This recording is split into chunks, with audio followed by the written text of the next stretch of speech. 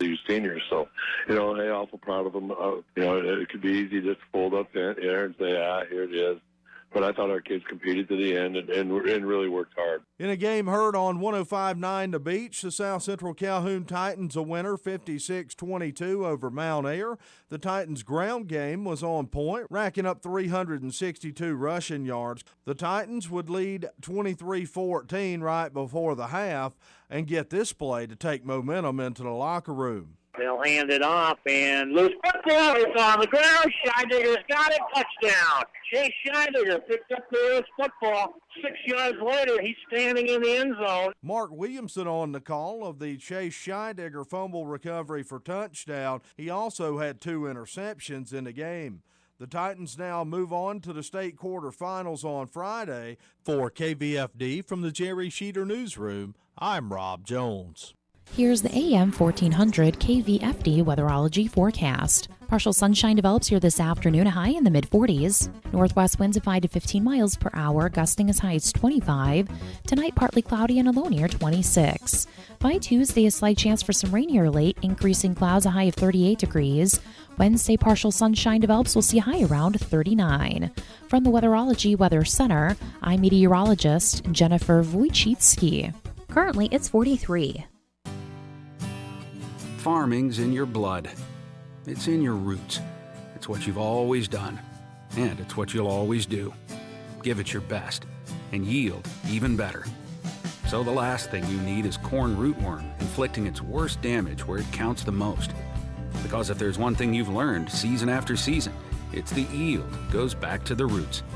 Which is why you only trust Smart Stacks technology to protect the foundation of your yield from corn rootworm, as well as a broad range of above-ground pests. Smart Stacks technology is proven on over 100 million acres. See how it compares with all your trade options at Genuity.com/protection. Smart Stacks technology. Yield goes back to your roots. Always read and follow IRM, grain marketing, and all other stewardship practices and pesticide label directions. Individual results may vary.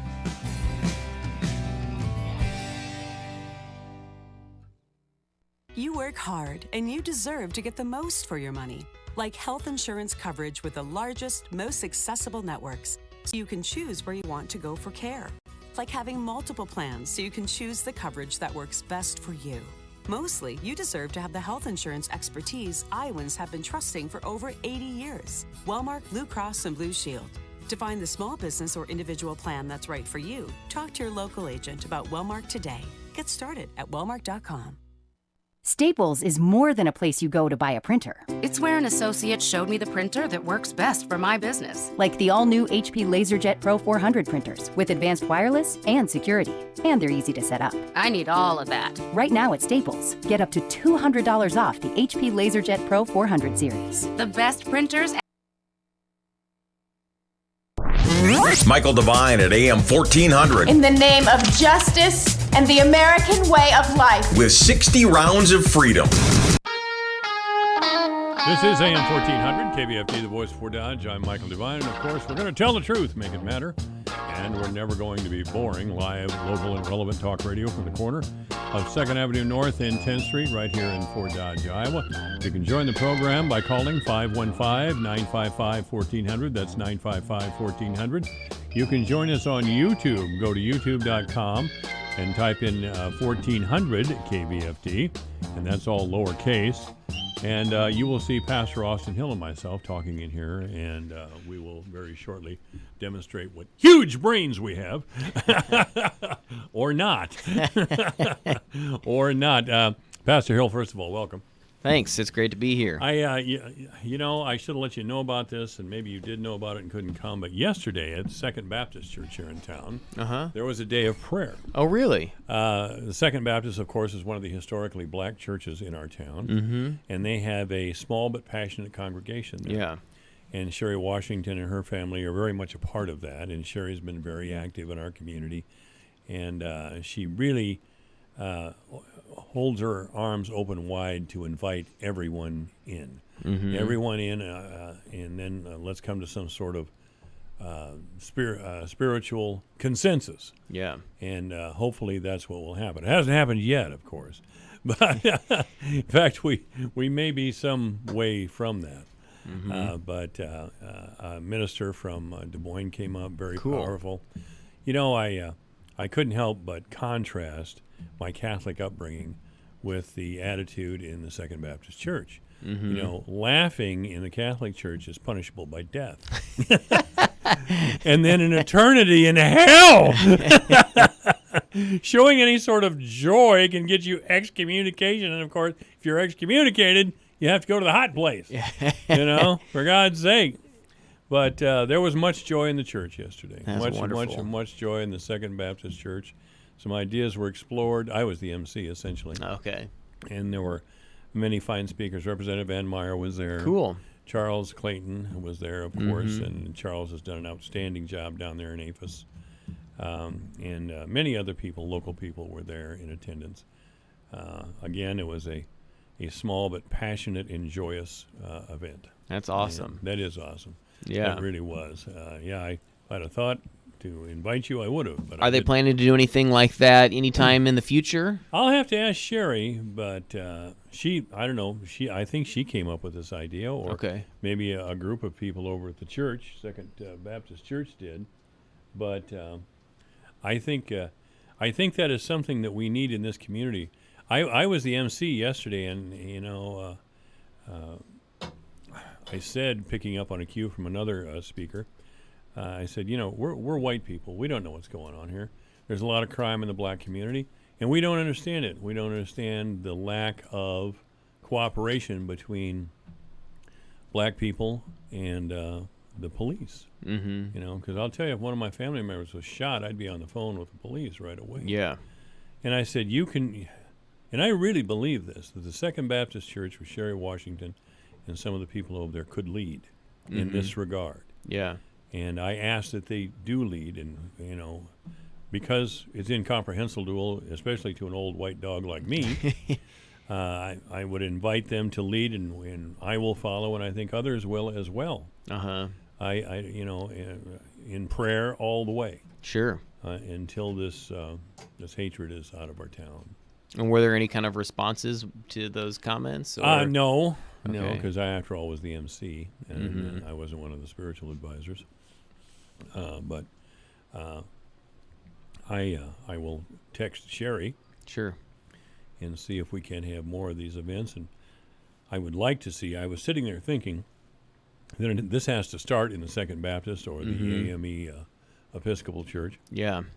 But if we can get more people of faith involved, leaders like yourself, Father Boehm, if he was still here, I'm sure would be part of it.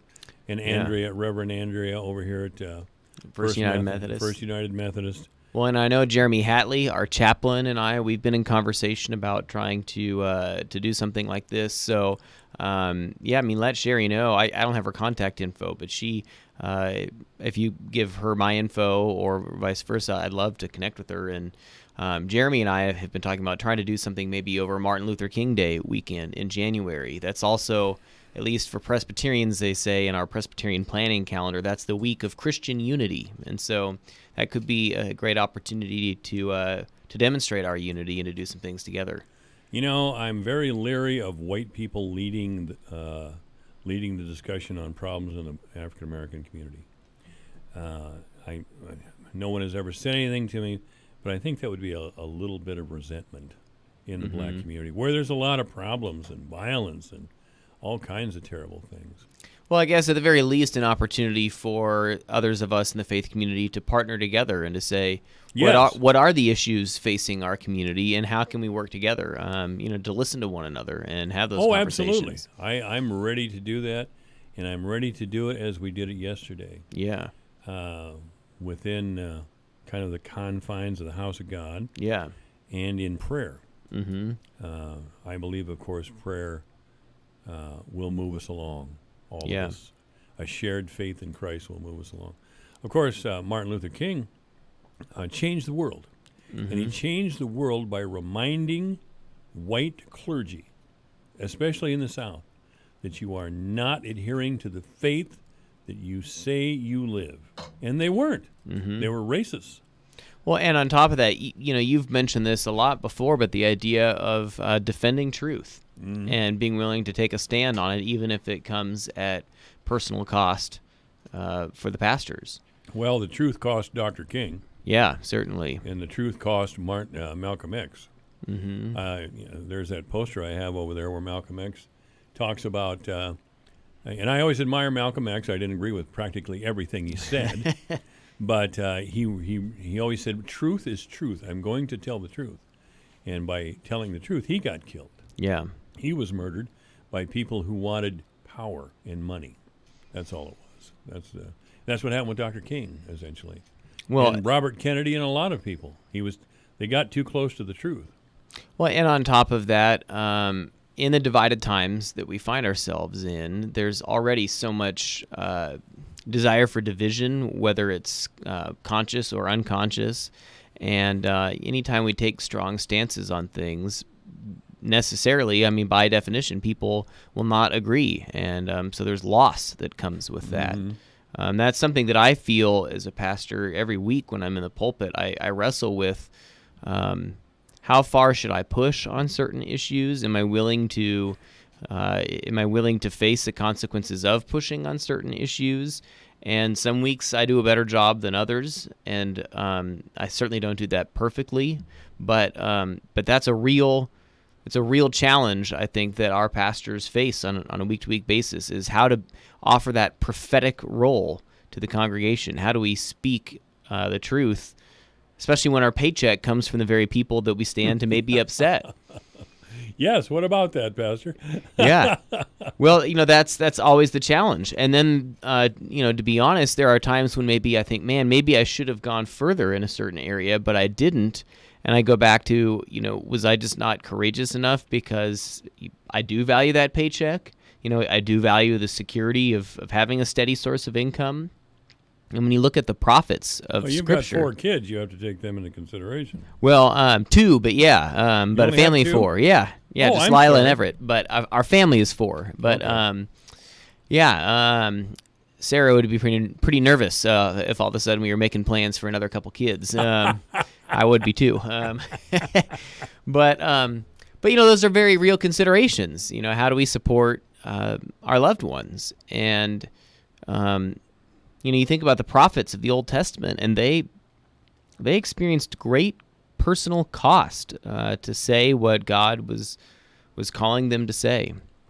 Kind of Christian tradition or biblical tradition maybe says that Isaiah the prophet was sawed in 2 at the end of his life when it was the king Manasseh who was kind of reigning.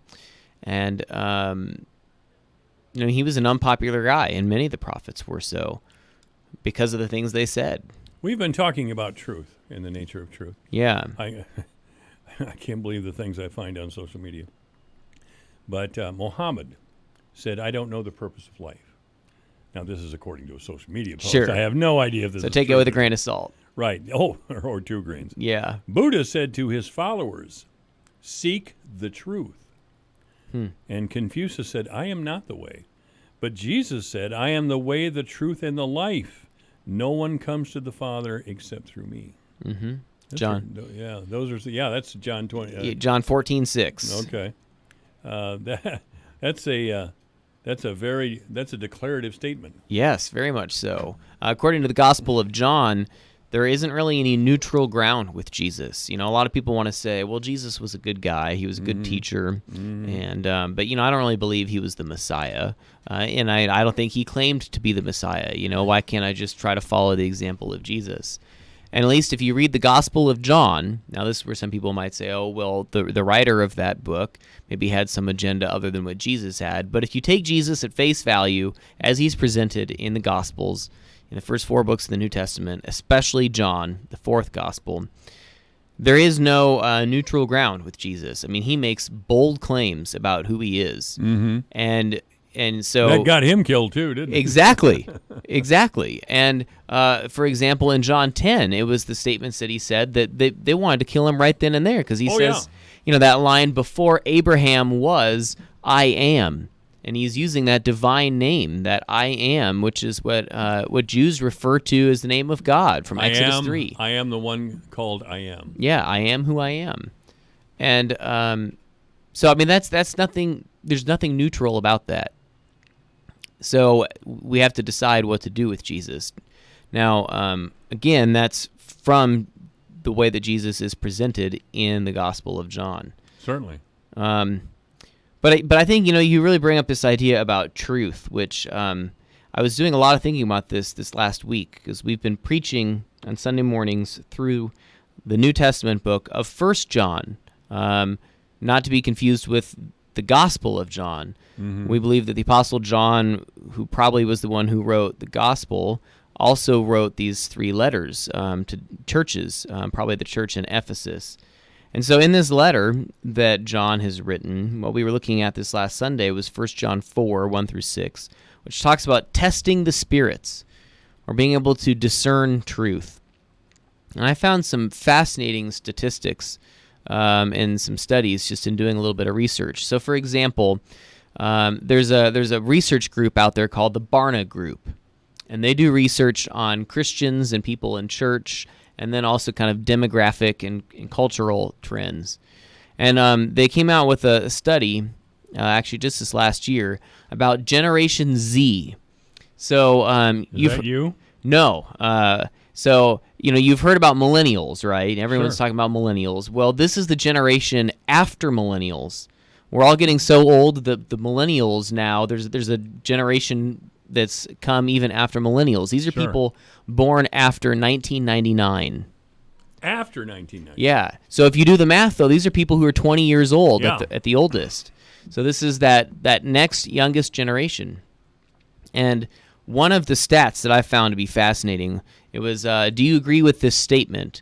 Lying is morally wrong. And they asked people of all ages, and only something like 34% of those within Generation Z believe that lying is morally wrong. How much? 34%. Another reason Trump was elected. Really, it is. Well, He yeah. was such an outrageous liar, but people shrugged and said they all lie. Exactly. And they do. Yeah, and I think that's exactly it. Maybe And not quite like Trump, but wow. So I think what's really telling about those statistics, it's not just to say, oh man, young people have no moral compass. So look at, I'm just going to read these statistics for each of these generations, okay? So what they call elders, these are people older than the baby boomers. So you can decide, if you're listening right now, whether you're an elder or not. So 61% of people in the elder generation believe that lying is morally wrong. 61%, okay? The next one is baby boomers, and only 54% believe that lying is morally wrong. Gen X is next to come, and it's at 50%. And then millennials, 42%. And then Generation Z is 34%. So the trend there is that the younger people are, the less importance they place on the truth. Mm-hmm. And so I don't think that just means that young people are less moral than older people. I think it shows this trend that just generationally we are valuing truth less than we have in the past. Well, because truth is individual, subjective. I have my own truth. I may define common terms in my own way. Never mind the traditional understanding of racism or sexism or oppression or whatever. We have very wealthy white women, for example, running around, I'm oppressed. Shut up! Your dad was a dentist. And to take it one step further, as you alluded to earlier, our leaders all over the place in Washington, it seems like there's less and less attachment to the truth. I've been talking. President Trump again, and let's be clear that he kind of despises the truth. Yeah. The truth is just a vehicle for him to get where he wants to be or to deflect whatever. I mean, and by the way, let's not forget that the Democratic Party knew exactly who Bill Clinton was in the 1990s and went to the mat for him anyway. Yeah. Ronan Farrow, who has written a couple of exposés about well-known men abusing, even raping women over the years to have it covered up, like Matt Lauer, for example. He has said recently that Juanita Broderick's allegations that Bill Clinton raped her, those are credible as far as Ronan Farrow is concerned. And there's no doubt in my mind that a man like Clinton, who got a green light from his wife and from his party and from everyone, it seems, was capable of that. I don't doubt it a bit. Certainly. Women were just something for him to feel good about. Just, I guess, part of his conquest. Yeah, well, just disposable. I mean, that's how he treated women. They were as disposable as tissue paper. Well, and I think so what we're seeing is that, the younger people in our society, those are the only images that they seem to have, or the primary ones of some of our leaders. We're conditioned to think that truth doesn't matter. Or that truth is just a tool. Means to an end. Yeah. And so, before we went on the air, you and I were talking about this book that I've been reading called The Death of Politics. Yes. And let me just read an excerpt. This is just about what we've been talking about. And so this was written, by the way, from a guy named Peter Weiner, who, yeah, I know. His name is an interesting name there. But he worked with... he worked for George W. Bush in the White House. He was a speechwriter. And listen to what he says here. And he's got all sorts of footnotes here, so I don't know all the sources on this, but this really was astounding to me. He said, after 773 days in office, Donald Trump made more than 9,000 false or misleading claims. Is that all? Which averages out to more than 11 per day. In 2018, Trump averaged 15 false claims a day. In the 7 weeks before the 2018 midterm elections, he averaged nearly 30 a day. And I think probably what's most unfortunate is that we just assume that's how all politicians are. Yes, I do. And I mean, I wonder what Clinton's daily rate was. Yeah. Obama did a little bit better, but he was caught lying repeatedly. And so the question is, do we just throw our hands in the air and say the whole thing is a mess, and so there's nothing we can do, and who really cares? We have had a massive failure in our political system. The Democrats and Republicans always want to blame the voters. It's not the voters. You people are pigs. That's what the problem is. You're amoral, power and money-crazed pigs. Well, and so what do you do as a voter when you're faced... By the way, that doesn't include local candidates. Local candidates are just ordinary people who live in our town trying to do the right thing. You're talking mainly about Washington here. I am. I think that's a helpful distinction to make. But what do voters do when faced with two less than ideal choices, we'll say? What is our civic responsibility in those moments? Well, we saw what happened with that. Hillary Clinton absolutely insisted on being the nominee. Her and her husband went around shaking down all the corporate donors. Hey, we brought all this money and all these new voters to the party. What they brought to the party was Republicans who were liberal on social issues, and they patted themselves on the back enormously. And then they thought they got a break with Donald Trump, but of course Hillary thought, well, as bad as they hate me, they'll never vote for Trump. And here we are. Here we are. Yeah, and now we have Trump. And, for the first couple of years I defended him. Maybe the first 3 years I defended him. But he's wearing on me hard. And he really is. Stop all this, So what is the Democrats' response to Trump and his BS? They're hiding behind closed doors in an impeachment process. An impeachment process. And they have this partisan, bug-eyed Adam Schiff from your state. I feel you're personally responsible. And he's leading an impeachment inquiry. Give me a break. They learn nothing. They learn nothing. I mean, and of course the truth is too devastating for them to accept that most people in the country don't trust them at all. Well, and what Ben Shapiro offers is that one of the reasons that there's such emphasis on this impeachment inquiry is that they're not confident about any of the alternative choices that are coming up in the primaries. They're afraid Trump will beat them, and they have a right to fear that. I mean, I don't care. Joe Biden, Trump will kill him. You know, Pete Buttigieg, I don't know. You know, he's this cute little guy who's gay. Okay, wow. I don't think so either. Elizabeth Warren, Bernie Sanders, I like them, but I don't know how they'll play in Cleveland, you know? Yeah. Well, yeah, and I mean, I think that's the challenge is we're being forced to pick from one extreme or the other when it comes down to it. And most of the people in the United States are in the middle, kind of at a loss for what to do. Yeah. Well, the Democrats are on another long-term campaign to put more white women in office. Great. You know, that's what we need, a bunch of already privileged women in office. They'll really relate to common people, you know that? Well, you know, maybe when we get back to the break, I do have some thoughts about what we can do to kind of heal this, but I'll leave that as a teaser for the second half of our time. Yeah, again, a great day of prayer yesterday at Second Baptist Church. I'm just real glad nobody showed up in a campaign shirt because that's tacky.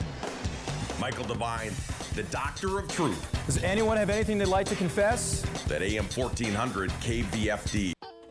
This is AM 1400 KVFD, the voice of Fort Dodge 233. Our guest is Pastor Austin Hill of First Presbyterian Church. We'll be back. Think it's time for a change. You may get disgusted, start thinking that I'm strange.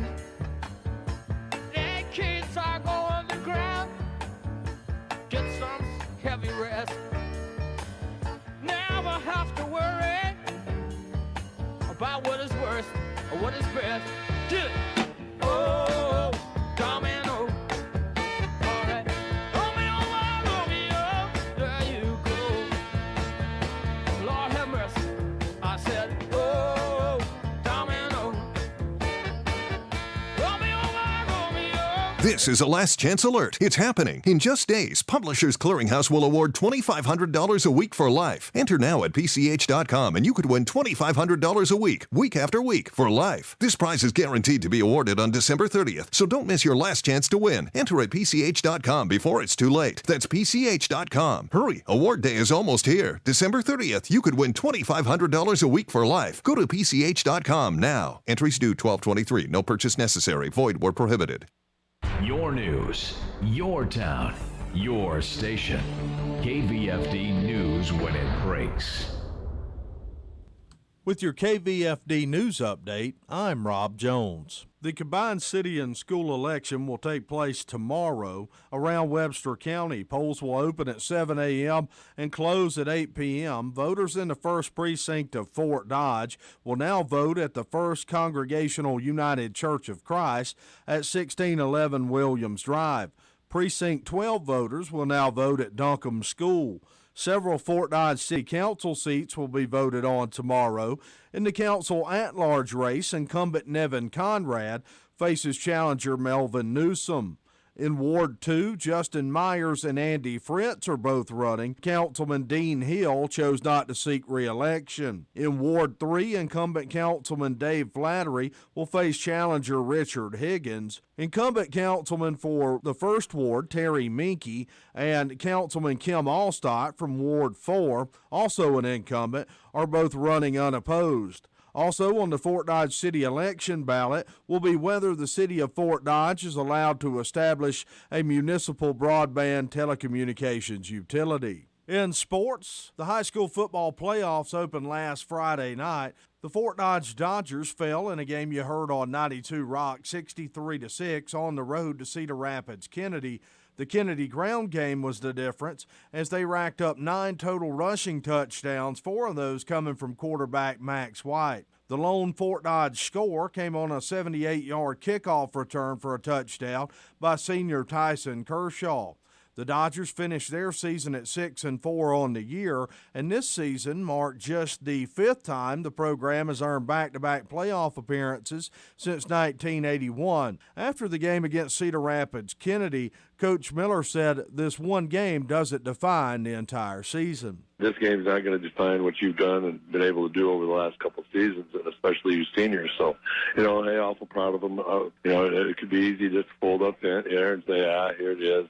but I thought our kids competed to the end and really worked hard. In a game heard on 105.9 The Beach, the South Central Calhoun Titans a winner 56-22 over Mount Ayr. The Titans' ground game was on point, racking up 362 rushing yards. The Titans would lead 23-14 right before the half and get this play to take momentum into the locker room. They'll hand it off, and loose football is on the ground. Scheidegger's got it. Touchdown. Chase Scheidegger picked up the loose football. 6 yards later, he's standing in the end zone. Mark Williamson on the call of the Chase Scheidegger fumble recovery for touchdown. He also had 2 interceptions in the game. The Titans now move on to the state quarterfinals on Friday. For KVFD from the Jerry Sheeter Newsroom, I'm Rob Jones. This is AM 1400 KVFD, the voice of Fort Dodge 238. We'll be back with Pastor Austin Hill in just a couple of minutes. In the weather, cloudy today with a high of 43, overnight cloudy, then gradually becoming clear with a low of 27. On Tuesday, a chance of rain late in the afternoon, increasing cloudiness with a high only of 38 degrees. On Wednesday, sunny with a high of 40. On Thursday, sunny with a high of 31. On Friday, mostly sunny with a high of 38. Saturday, mostly sunny with a high of 48.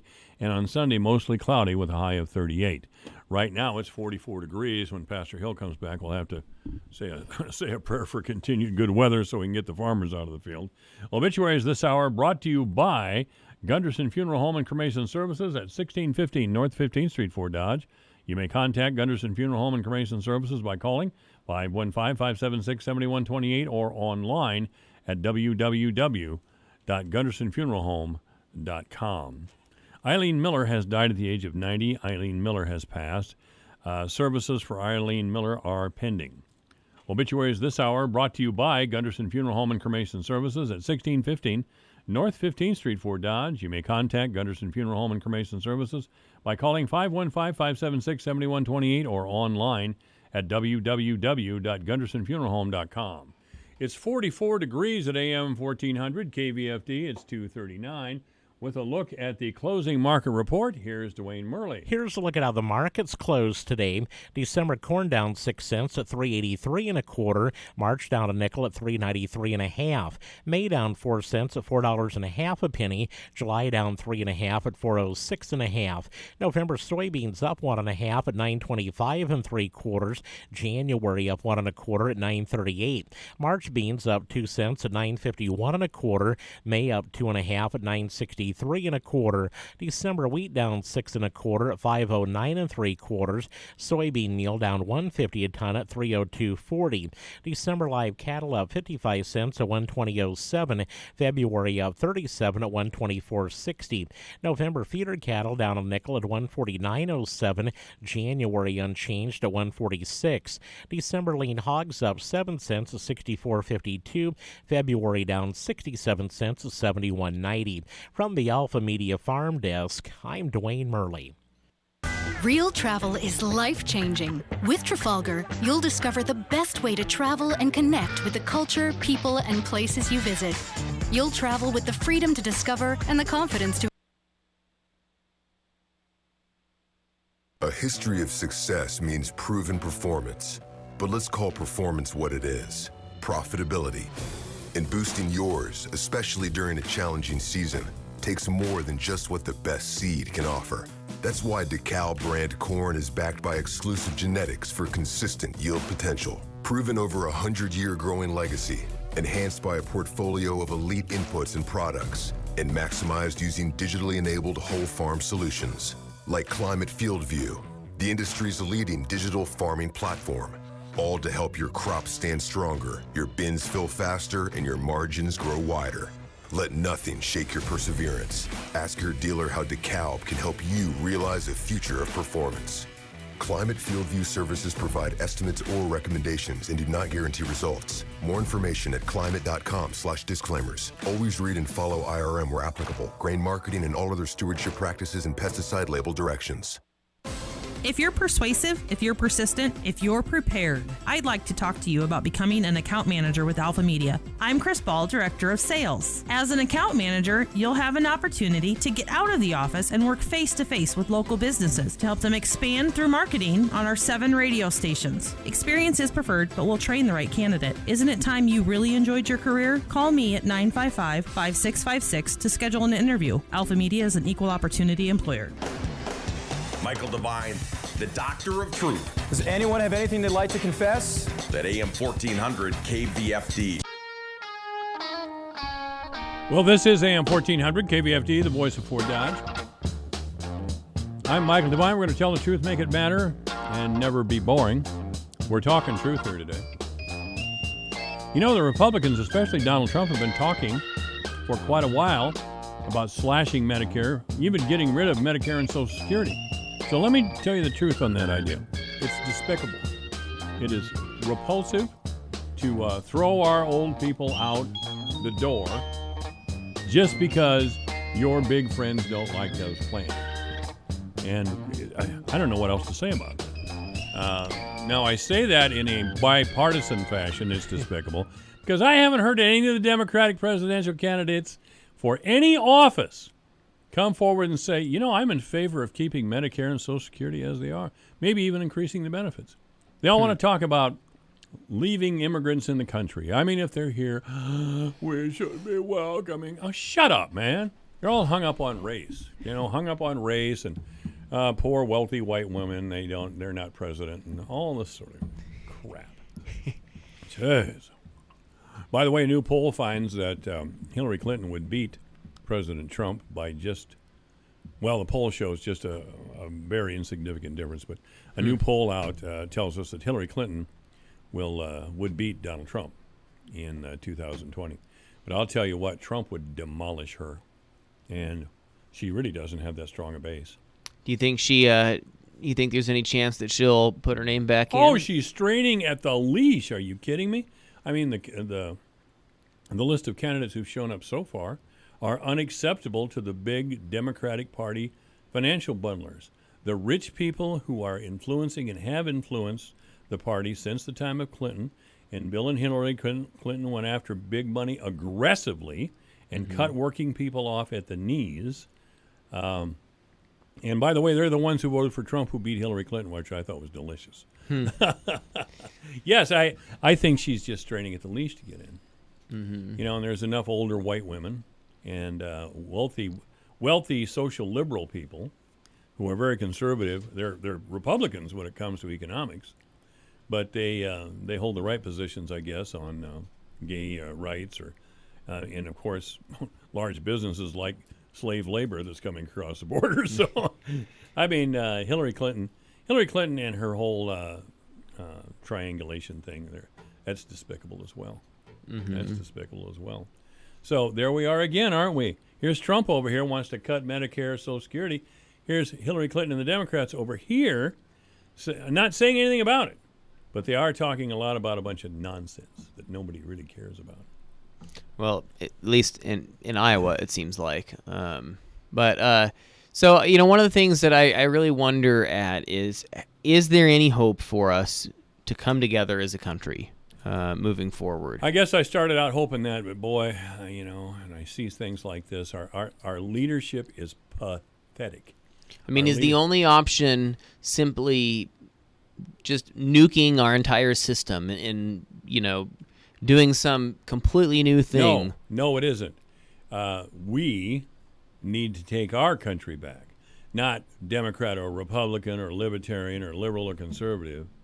We need to, through such organizations like the Second Baptist Church, we need to build a consensus of our own and tell these phonies to get out of office. So everyday, ordinary people in our communities.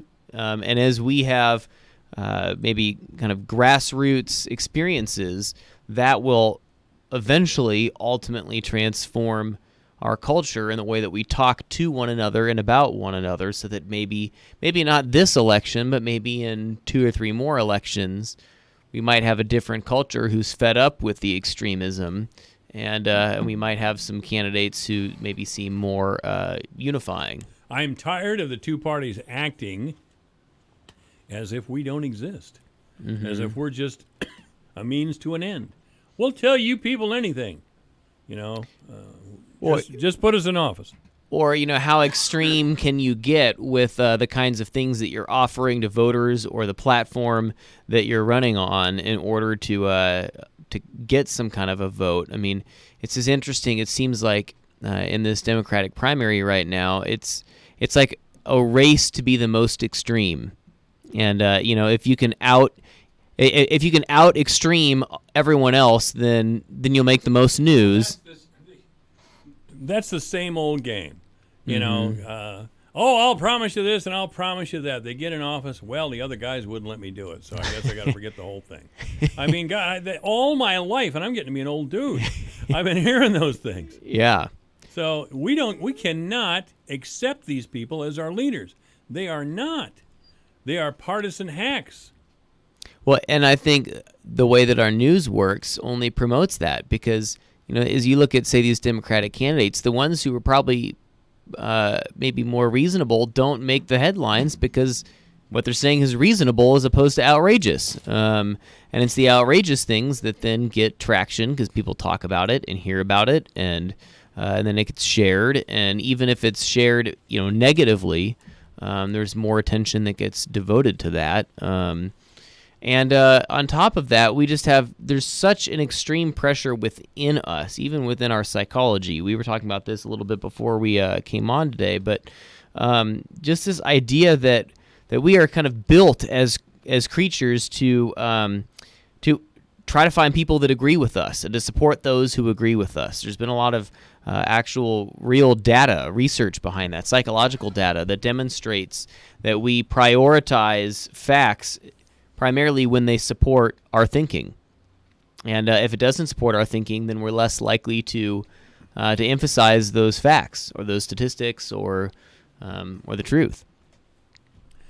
I remember James Carville, who relished his role as a Southerner, plain-spoken Southerner who was always cracking on the Republicans, and close friend of Bill Clinton at the time, married Mary Maitland, who was a Republican activist, certainly.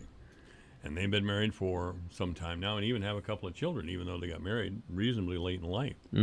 But they were on I believe they were on Johnny Carson. It was been that long ago. Yeah. Or maybe it was a Jay Leno. I don't know. But anyway, the host said, well, some people accuse you two of being political hacks. And Carville looked at him and he looked around. We are political hacks. Yeah, we're playing. And Mary Maitland chimed in. Yeah, we're political hacks. That's what we do. Wow. Which another great moment of truth. Yeah. Ladies and gentlemen. Thank you for the truth. Yeah, exactly. Well, it's I think the challenge for us then is, especially going back to what can we as individuals do as opposed to just getting jaded and cynical. I continually bring this up because I think this is one of the only things we can do, and that is that in our community, in our relationships, we need to be having real relationships with people who are different from us. Different ideology. Oh, now I'm not going to say the word ideologically. Different socioeconomically, different racially, different religiously or theologically, and maybe not all the time. And sure, we can still have our friends and family who are similar to us. But one of the things I hear about church often is that people say, "I love church because it's a place where I can go with like-minded individuals and people who are seeking the same things as me." And I understand that, but if we're really honest, there's a lot of diversity within the church.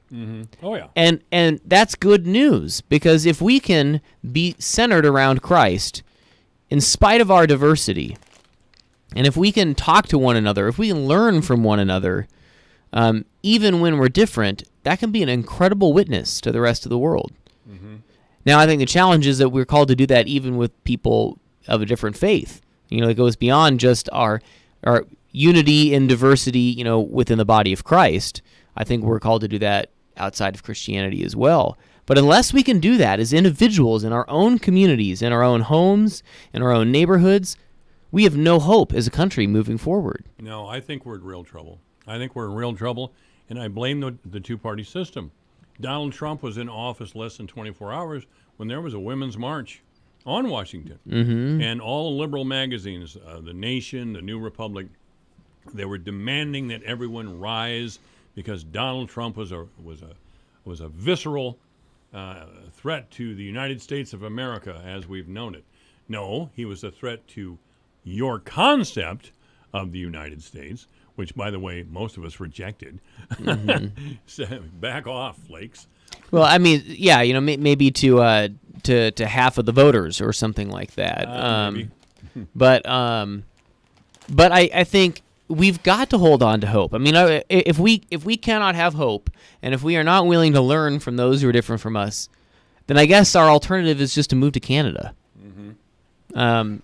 I mean, we've got to continue to work for unity, and less name calling, more listening. Which I recognize the irony of that, because here you and I are both doing all the talking here. Well, somebody can call 515-955-1400. But in our own everyday lives too. I mean, how are we, as it says in James 1, how are we being quick to listen and slow to speak? Mm-hmm. I think if we all had a dose of that, I think that might help us in this endeavor. All right, I'll tell you. Again, I want to exclude our local candidates. I don't know Mr. Meyer personally, but I pretty much know the rest of them personally. And I'm not trying to exclude Sure. Mr. Meyer. I'm just saying I don't know him, never met him. Mm-hmm. But I know all the other candidates, and they're decent people. And, of course, Nevin Conrad and Melvin Newsom are going for the at-large seat. And I went to the forums, Mm-hmm. and I didn't hear either of those men tell a lie. Yeah. They gave us a different vision for what they would do, and that's what they're supposed to do, Yeah. by the way. Also, Dave Flattery and Richard Higgins are running for the Ward 3 council seat. Dave's been on the council a long time. Richard's been trying to get on the council for a long time. And Richard has his take, Mm-hmm. and Richard advocates for older people like himself, and that's perfectly okay. Mm-hmm. And and I don't want to narrow him like that. I mean, he has other issues on Sure. street repair and city spending. But yeah. Well- and then there's Andy Fritz and Justin Meyer. I know Andy's a good guy. Well, I think, there's something instructive about what you just said, because you trust them because you have I trust all of them that I know. Yeah, because you have a relationship with them. Right. They're not a caricature. No. Really, the people in Washington, we don't know them because they're not in our communities. So all we see is just this, this sliver of who they are, which is a crafted persona that's presented. And so, all we can really comment on then is what we see that kind of trickles down from Washington. But I think what's instructive about what you said is you don't agree with all of those people and their opinions that are seeking to run our community, to lead us, but you respect them because you know them. Yeah. And you know their intentions. You know that they're working for the betterment of our community. And to me, I think that just demonstrates all the more that the way forward is seeking real relationships with these people who are different from us, people who we may or may not agree with. But if we don't actually get to know others, then we'll continue to be divided. And especially we see that online. All this division on Facebook, it's because it's with people by and large that we don't know as well. Or it's easier to have these disagreements online, when we're not actually in relationship with one another. And to disagree and say hurtful things online because we're not sitting looking at each other across a table. So then we end up saying stuff that we regret. I think the more we can be in real relationship with one another, I think that's a way forward, especially then with those who are different from us. Yeah, I'm ready to do something different. I don't know what Sherry Washington, if she had a long-term goal for the day yesterday, or maybe she just believed accurately that it was time for a day of prayer. Yeah. She's right. It was time. But I hope, and I've given you her number. Yes, thank you. I'm going to call her just right after we're done here. Yeah, I hope she doesn't mind. I don't think she will. But if she does, blame me. I'm sure she. What's happening in Sherry's hometown pains her. I know it does, and especially in the black community. There's been some ugly things happen within the community where black people have been the victims, of course, and a lot of violence and a lot of craziness. And we as white people don't know the answer because there is that culture within the black community. And Melvin Newsom talked about it here. He said, a lot of times, and this isn't verbatim, a lot of times these people involved are family members, and they're just not going to turn them into the police. And I kind of get that. I kind of get that. We're a small town. There's a lot of people related to each other, Definitely. But we can't have separate nation states within our town either. Sure. We can't have a separate police force and judge and jury system over here in this part of town, and this part of town, this part of town. Yeah. Whatever is keeping us apart in this regard from solving our problem, I'd like to have it addressed plainly and as plain spoken as we can be about it. Yeah, and I think the more we can have forums for conversation about these issues, I think that's a good starting point. I'm totally ready. Yeah. People criticize me for being too frank about race sometimes, and I'm talking to black people half the time.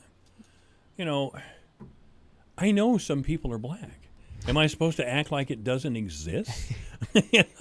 Oh, hi there. Oh, this what used to kill me. This was a few years ago.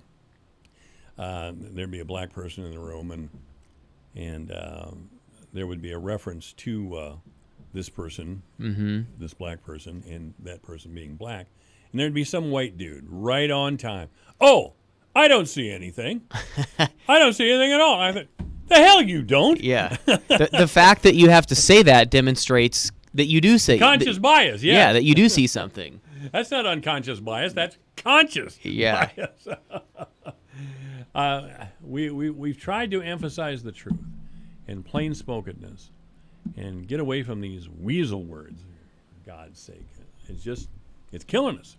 Yeah. It's killing us. And belief in the party system is killing us. Well, and I would emphasize, please call in when you're listening to us. I want to hear your opinions. I can't speak for Mike, but no, I never want to hear anybody's opinion but my own. No, hell no, I do a talk show. Yeah, I want to hear your opinion. and I know we're right here at the end of a segment, so next Monday I'll be back on, but we've got to listen to one another and engage one another, even with hard conversations. By the way, you should join the NAACP. I screwed around for a year and didn't get it done, but I gave Sherry my check yesterday, an application form. So whatever we need to do, I'm prepared. You can sit around and complain on social media all day long and sit back and do nothing, and that's just great, isn't it? Yeah. I'm not prepared to do that. Pastor Austin Hill, the First Presbyterian Church, has been our guest as we've tried to sort out the truth. And yeah, we'll be back Monday. Yeah, sounds good. All right. It's 3 o'clock, KVFD, Fort Dodge, Iowa. If you're into cars or just want to learn a thing or two, tune in every Saturday afternoon from 2 to 4 for the Under the Hood Car Show on AM 1400 KVFD, Fort Dodge.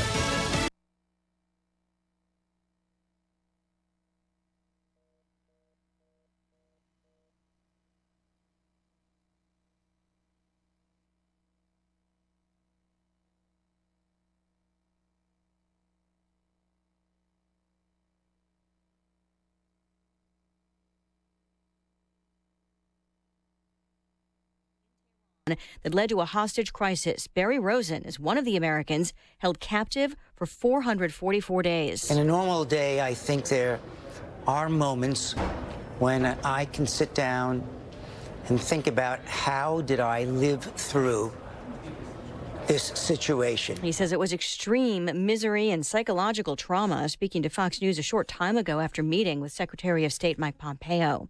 Hundreds of inmates held on low-level crimes are being freed from prison in Oklahoma as the governor takes action on recently signed legislation.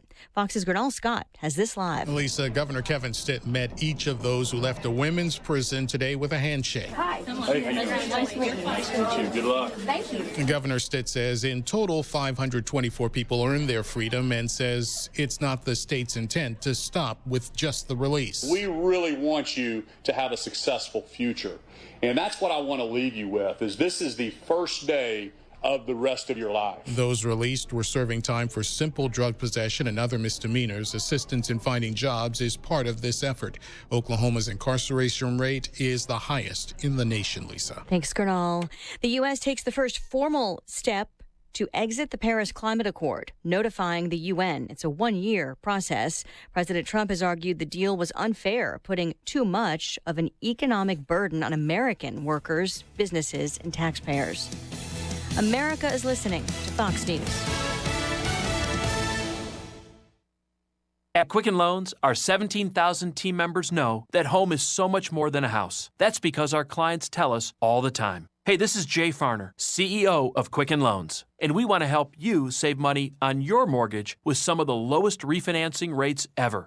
Rates are historically low. You may be able to reduce your rate and save money on your monthly mortgage payment right now. Pay off some credit card debt or put some money towards that new bathroom or kitchen you've always wanted. The rate today on our 30-year fixed-rate mortgage is 3.99%, APR 4.18%. That's right, 3.99%. While we can't predict what will happen in the future, we do know that rates have dropped and now is the time to save money on your mortgage. Call us today at 800-QUICKEN or go to rocketmortgage.com to learn how refinancing now may be the right mortgage solution for you. That's 800-QUICKEN or go to rocketmortgage.com. Rates subject to change. Pay 1.375% fee to receive this discounted rate. Call for cost information and conditions. Equal housing lender. Licensed in all 50 states. NMLS number 3030.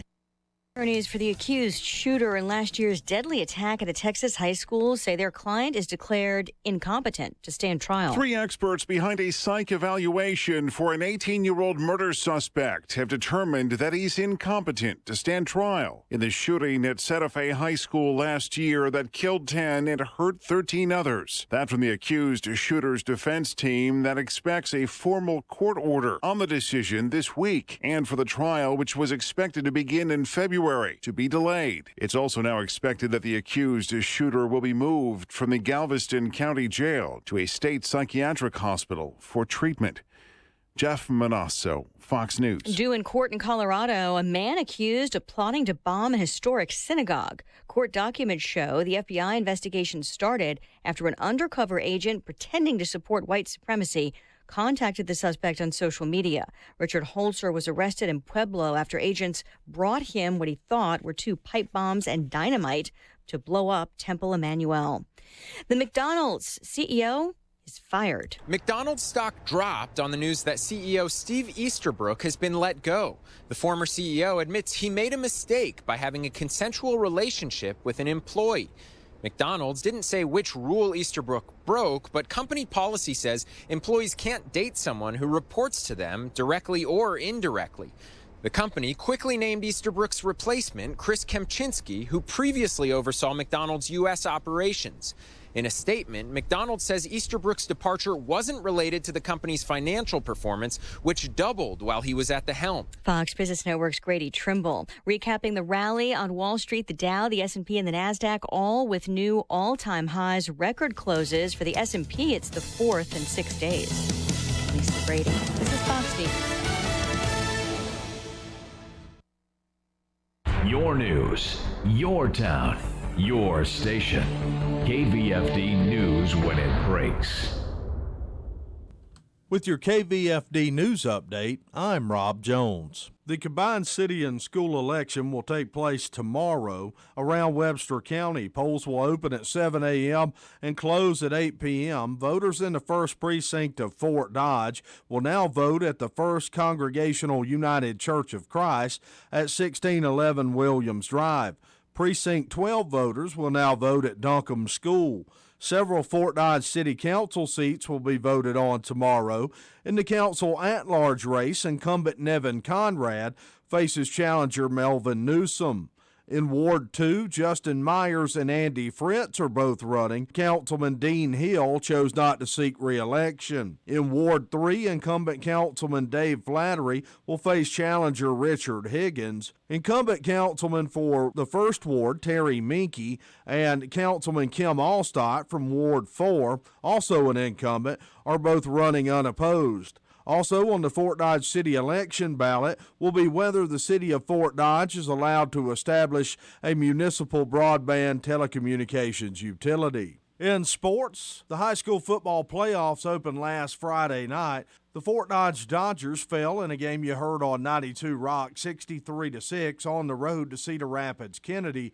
The Kennedy ground game was the difference as they racked up 9 total rushing touchdowns, 4 of those coming from quarterback Max White. The lone Fort Dodge score came on a 78-yard kickoff return for a touchdown by senior Tyson Kershaw. The Dodgers finished their season at 6-4 on the year, and this season marked just the 5th time the program has earned back-to-back playoff appearances since 1981. After the game against Cedar Rapids Kennedy, Coach Miller said this one game doesn't define the entire season. This game's not going to define what you've done and been able to do over the last couple of seasons, and especially you seniors. So, hey, awful proud of them. It could be easy just to fold up there and say, here it is. But I thought our kids competed to the end and really worked hard. In a game heard on 105.9 The Beach, the South Central Calhoun Titans a winner 56-22 over Mount Ayr.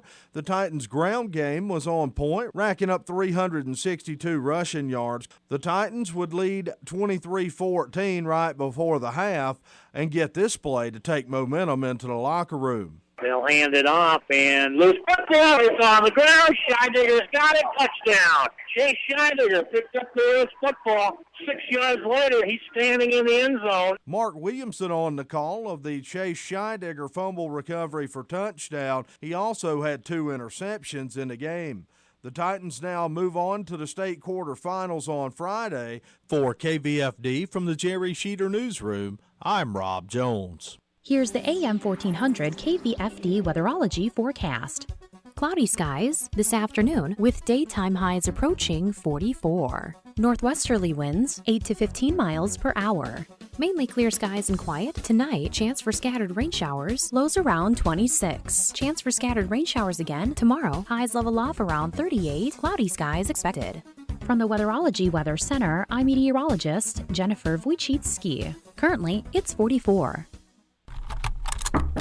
Hey, have you heard that ransomware attacks have increased by 500% this year? Yeah, cybercriminals are targeting all types of businesses, encrypting their data and holding it hostage unless they pay up. What if we're their next victim? Don't worry, we have Barracuda to detect, prevent, and recover from ransomware and other advanced threats. So we're secured? Absolutely. We'll pay no ransom and keep this business up and running. That's a relief. Protect your business at Barracuda.com. Barracuda, your journey secured. Have the talk of the lifetime with the ones you love. This code asks, what events in our nation's history had an impact on you and how? Pearl Harbor was on my 10th birthday, December 7th, 1941. That was the start of World War II. I was doing the farm chores with my brother, and the vet came to check our cows and told us all about it. It was a scary time. Sharing stories and memories with those who matter most will be especially significant when it's time to honor a life lived. Contact Gunderson Funeral Home to learn more about having the talk of a lifetime. Staples is more than a place you go to make copies. It's where a conversation with an associate sparked the idea for my business card to double as a coupon. And it's where I go to reach potential customers with custom postcards. Staples can help make your big ideas bigger ideas. And right now, when you make a select print and marketing services purchase, you receive 20% off your next order. Staples, for your business printing and beyond. In-store only, ends 11/9/19. Exclusions apply. See staples.com/print20 for details. We are the land of the free because of the brave. Alpha Media and Graham Tire want to thank our local military men and women for their service. Our Wall of the Brave is currently displayed at Graham Tire of Fort Dodge. We invite you to stop out to Graham Tire and sign the wall as a show of support for our military. This special Veterans promotion is sponsored by Graham Tire of Fort Dodge, Farm Nutrients, Advanced Heating and Cooling, River Valley Winery and Orchards, the Co-op Bar and Grill, and Alpha Media Fort Dodge. Michael Devine. You're very clever, my charming little friend. With more stimulating talk radio. But not clever enough.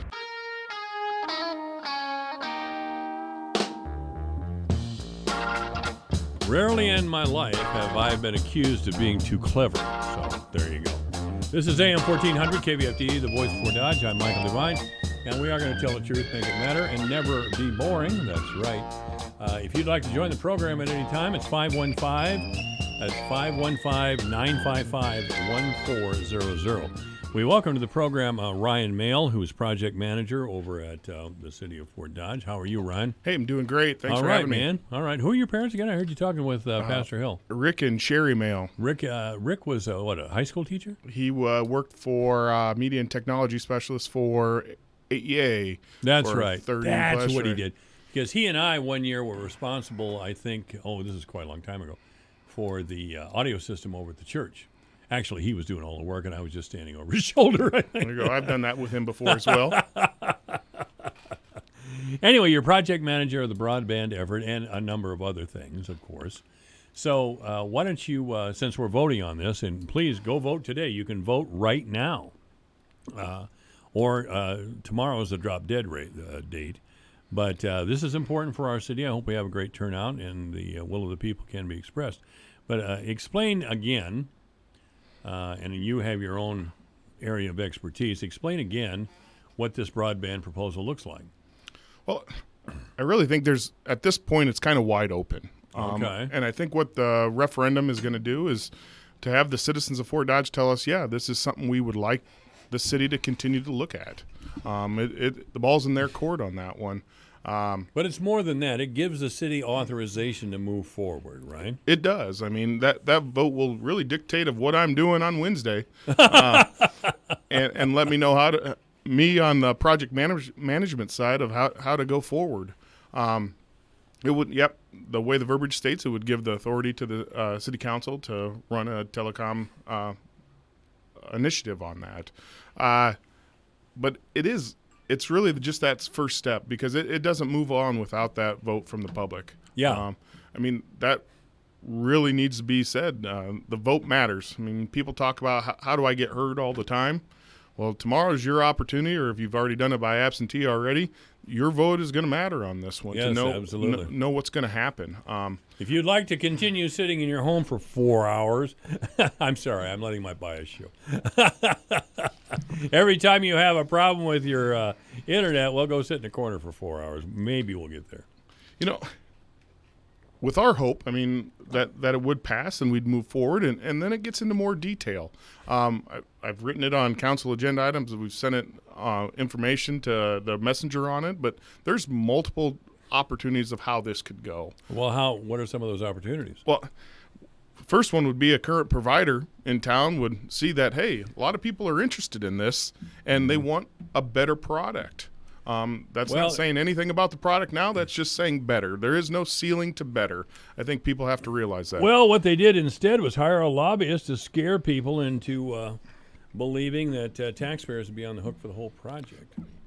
That is one way that a company would do it. That's one way, yeah. I think the other would be to provide better service and customer service, but I guess that's off the table. Every business and only the people in that business know what their business plan is and what they want to do and how they want to go about it. Yeah. And right now what it shows, I mean, we've seen it. We've had 711 people filled out a survey that Smart Source Consulting helped establish for us. Right. And by looking at those results, which are available online through the agenda item, the final report from Smart Source came out. I think you even posted it, didn't you? Yeah. And it's available, and it shows, hey, what we saw from those people, they were not satisfied with what they currently had. And I think that goes to a lot of things. I don't know what the ideal numbers would be when you talk about how many megabytes up, how many megabytes down, but I do know today our consumption for broadband, for internet, is not declining. It's not even plateauing. It's only that consumption's getting bigger and bigger and a larger demand by people. I hope so. I hope. I don't think there's much hope that our current providers are going to change their ways. I don't. Frontier has been strangely silent. I don't know what's going on with them. I've heard rumors, but I don't know. there are examples where that has happened. I believe it was Belmont, Iowa. Belmont had approached some of the local providers. They weren't interested in helping. They didn't think their ROI, that's a term kind of getting to know a little bit more, that return on investment wasn't there. They went through this pre-feasibility. It kind of showed local providers of internet that, hey, people do want more, want better, willing to pay for that. I mean, I don't think anyone expects better internet to be free. That's not what this is about. It's about to make a competitive product out there. No, we don't expect something for nothing. And we what would like to get decent service. Yep. And what happened in Belmont was once that pre-feasibility, that's the phase that we are in right now, they saw that and they actually took over in Belmont, and the city got out of it. That's option one. Option two. I mean, were the taxpayers in Belmont weren't harmed, were they? Nope, they weren't harmed, and someone stepped up on that. So that'd be a great way to do it. Second way, an outside entity, someone not already in the market sees these results. I'm sure they're always out scouting, looking for new places. If they want to expand their business, they're looking for ripe communities that want to take that next step to get to that better phase. And one of them could come in and provide an alternate option. The third is a city creates the municipal telecommunications utility. That's it. I mean, remember, 70 communities in the state have passed it. Only less than 30 actually have municipal utilities. So just because you pass it doesn't mean something's automatically happening. That's just one step in a long journey of this process. And there is a fourth option. It could be any hybrid of those. City working with an outside agency, or a city working with an inside, one of the local providers. I mean, there's many options, and that really comes about. I think Curtis kind of laid that out for you. Phase two is that business model. I mean, that's what this is. If the city would go with it, how could the city have a return on investment to make this happen? Obviously, we don't want to go through that work to say, oh, man, this is going to lose money. Let's go ahead with it. Obviously, that's not a plan for success. But I think it would show. You would think so. You would think people would get that, wouldn't you? But they don't. Right. It's a government plot. Oh, shut up. Nope. They don't. That's not what wants to happen on that. And if you go, with the example of a municipal utility, if there are revenues that come off of that, it does, quote, make money.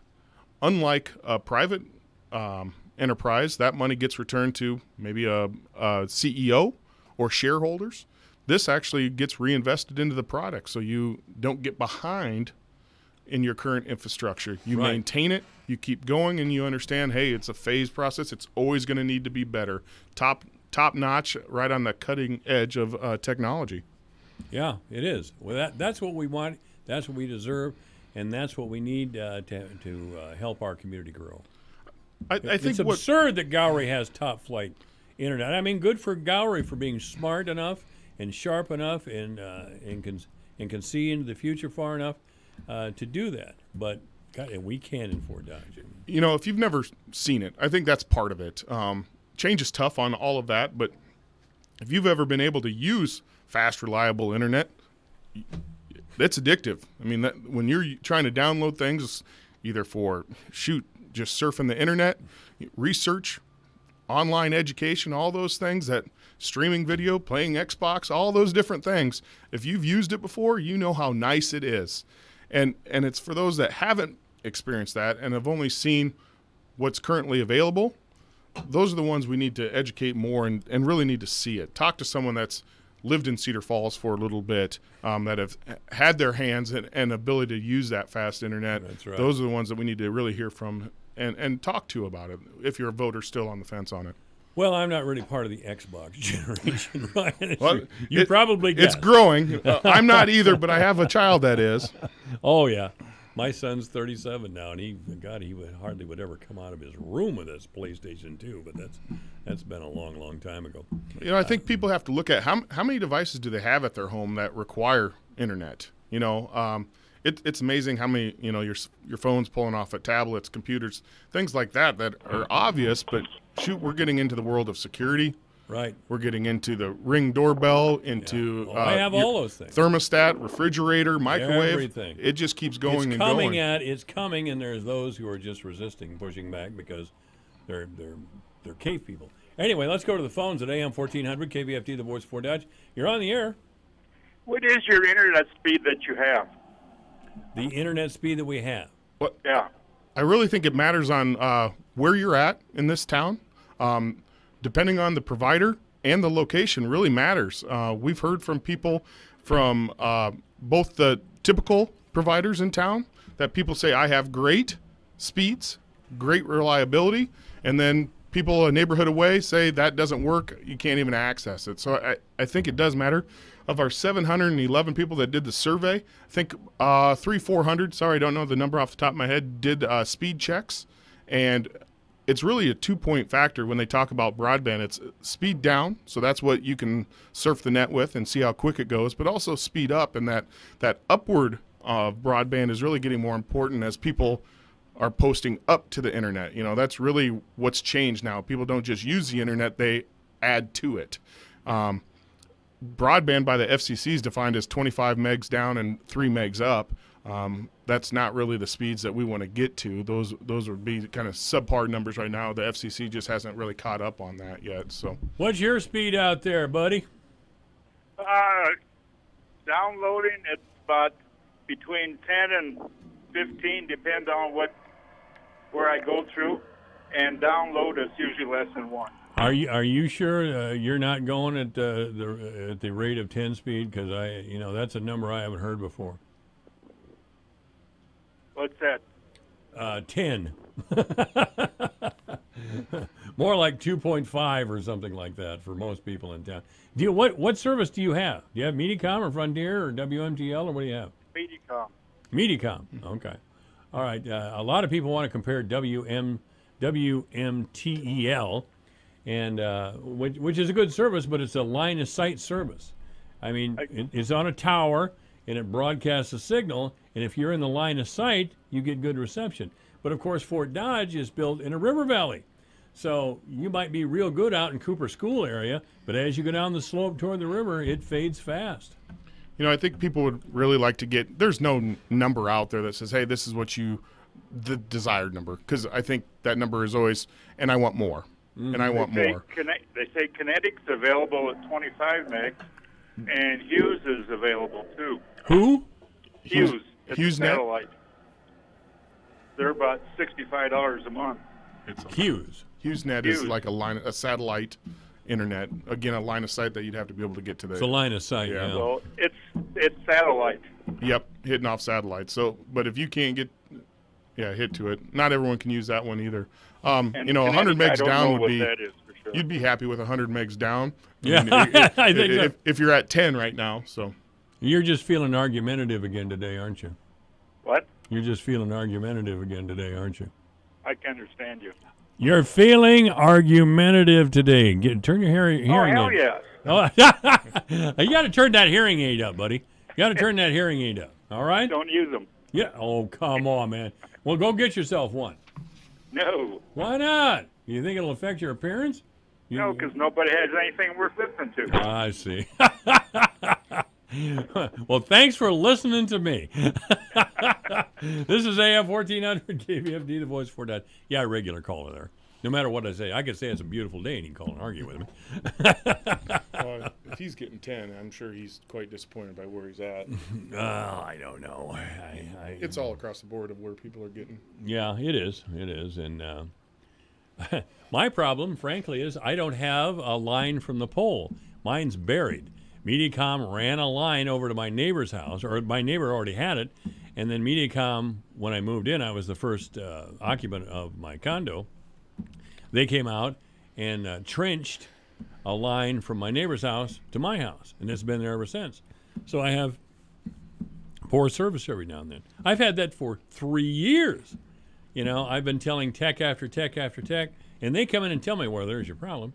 Well, tell them back there at Wonderland to run it from the pole. Nothing. To this day, I've got it buried from my neighbor's house. I mean, they're indifferent to customer service. I mean, I'm sorry.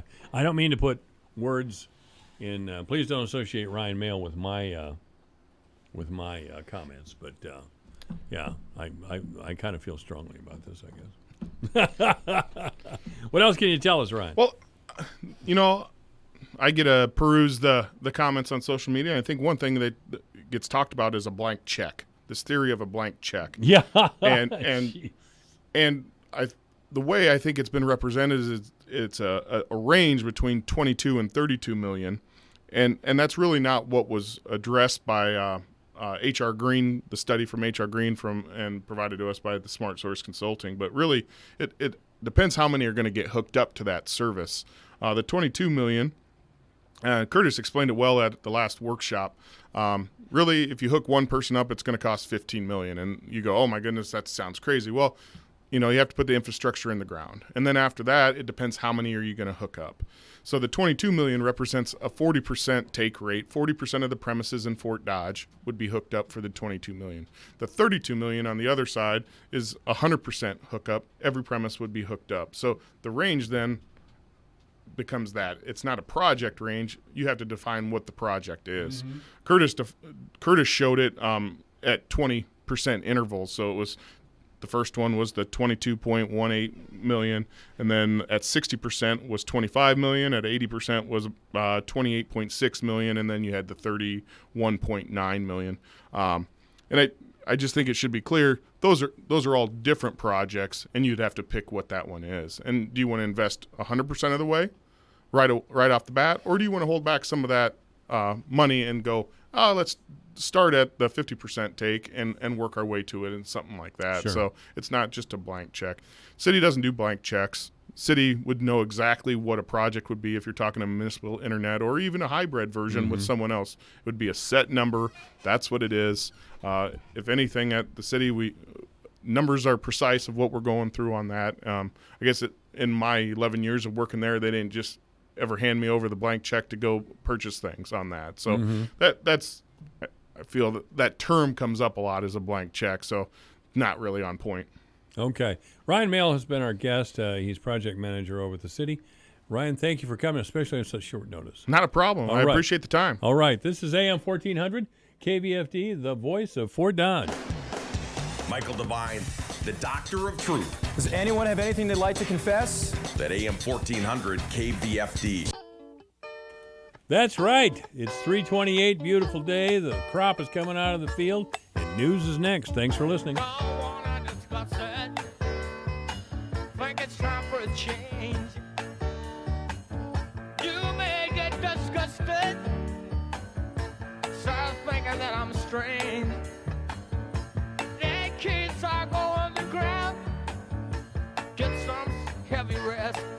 The value of your tractor is only as good as the dealer support it's backed by. And at Ziegler Ag Equipment, we're behind you every acre of the way. We don't just give you a product or a service, we give you our word. And we stand behind the brands we carry. Dependable brands like Fendt, Challenger, Rogator, Interrogator, Massey Ferguson, and more. For information on all our products and service offerings, work with your Ziegler Ag sales rep or visit us online at zieglerag.com to see our inventory of new and used machinery. Your news, your town, your station. KVFD News when it breaks. With your KVFD News Update, I'm Rob Jones. The combined city and school election will take place tomorrow around Webster County. Polls will open at 7 a.m. and close at 8 p.m. Voters in the first precinct of Fort Dodge will now vote at the First Congregational United Church of Christ at 1611 Williams Drive. Precinct 12 voters will now vote at Duncombe School. Several Fort Dodge City Council seats will be voted on tomorrow. In the council at-large race, incumbent Nevin Conrad faces challenger Melvin Newsom.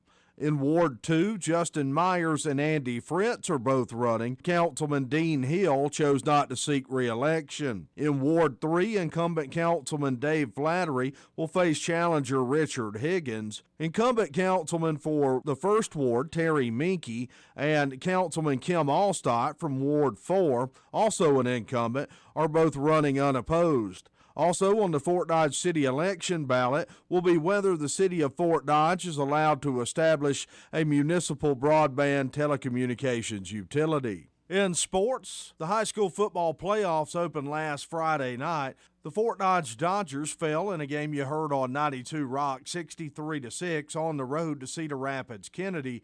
The Kennedy ground game was the difference as they racked up 9 total rushing touchdowns, 4 of those coming from quarterback Max White. The lone Fort Dodge score came on a 78-yard kickoff return for a touchdown by senior Tyson Kershaw. The Dodgers finished their season at 6-4 on the year, and this season marked just the 5th time the program has earned back-to-back playoff appearances since 1981. After the game against Cedar Rapids Kennedy, Coach Miller said this one game doesn't define the entire season. This game is not going to define what you've done and been able to do over the last couple of seasons, and especially you seniors. So, hey, awful proud of them. It could be easy just to fold up there and say, here it is.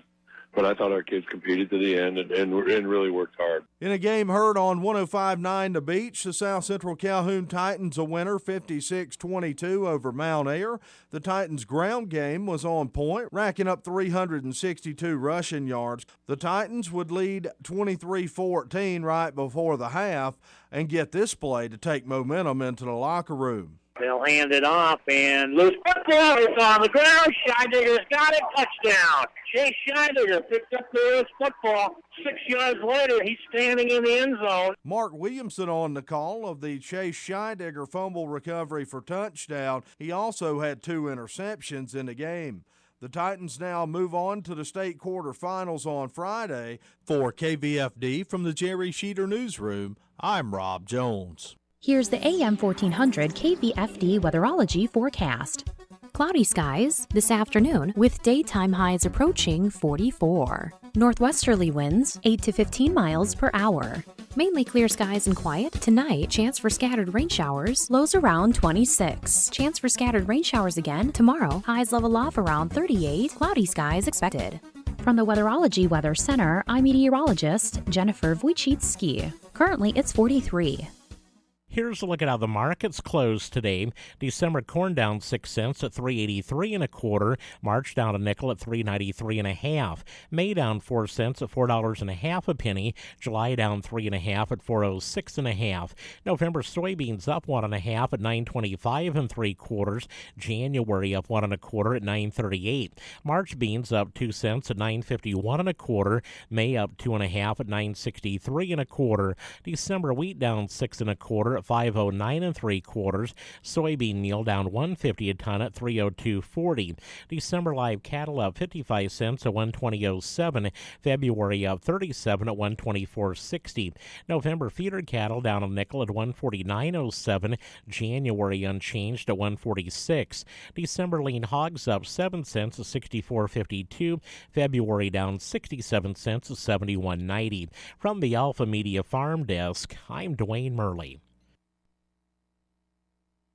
Consumers, what do they want from farmers? I'm Julie Harker with Healthy Living on Brownfield.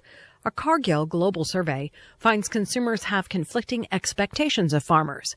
Pilar Cruz is Cargill's president of Aqua Nutrition. Most actually wanted farmers to be focused on providing safe, healthy, abundant, and affordable food. Yet, the farming improvements that over time have increased the affordability and availability of food were not favored, which we find absolutely interesting. She says only 15% of respondents want their food to come from conventional farms. Smaller or specialty farms were the first choice. Local farms, the second choice, followed by organic farms. And what is interesting is that organic farms were particularly favored in China and local farms in the U.S. But Cruz says when asked to pick the words that describe what they want from farmers, only 2% chose small scale. When it comes to livestock farmers, consumers surveyed don't like them as much as other farmers. When we asked in the survey, what type of farmers do you feel most positively about?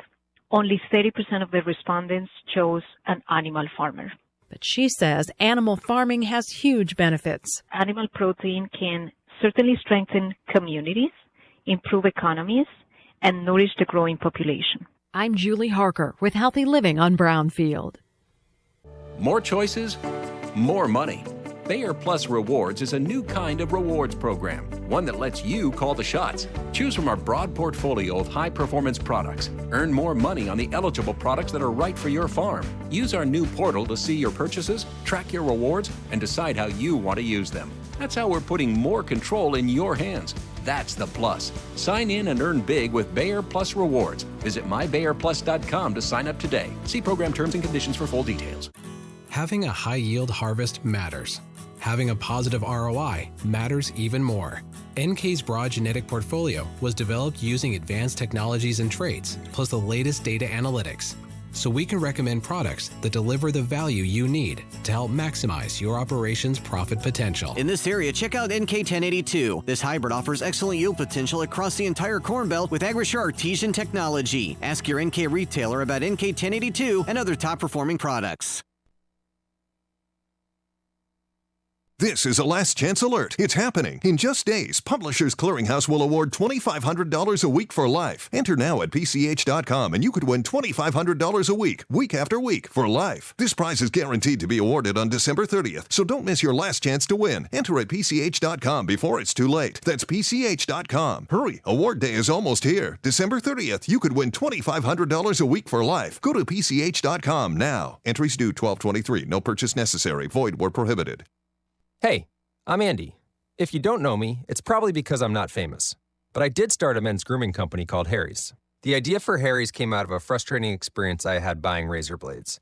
Most brands were overpriced, overdesigned, and out of touch. At Harry's, our approach is simple. Here's our secret. We make sharp, durable blades and sell them at honest prices for as low as $2 each. We care about quality so much that we do some crazy things, like buy a world-class German blade factory. Obsessing over every detail means we're confident in offering a 100% quality guarantee. Millions of guys have already made the switch to Harry's, so thank you if you're one of them. And if you're not, we hope you give us a try with this special offer. Get a Harry's starter set with a 5-blade razor, weighted handle, shave gel, and a travel cover, all for just $3 plus free shipping. Just go to harrys.com and enter 1616 at checkout. That's harrys.com, code 1616. Enjoy. Michael Devine, standing for Medicare and Social Security. After a lifetime of work, you deserve it. AM 1400 KVFD. This week on the Iowa Watch Connection. I never dreamed of serving as long as I did, but I never thought I would ever be in the majority. Political battles are hard fought. Someone that believed that the Republicans could only gain prominence by being much more divisive with the Democrats. Finding common ground can be difficult. Everything was to go forward, and he would win some battles, Reagan would win other battles, but they always had a resolution. A conversation with an Iowa political legend. Our topic this week. The Iowa Watch Connection is presented by the Iowa Center for Public Affairs Journalism, online at iowawatch.org. Here is Jeff Stein.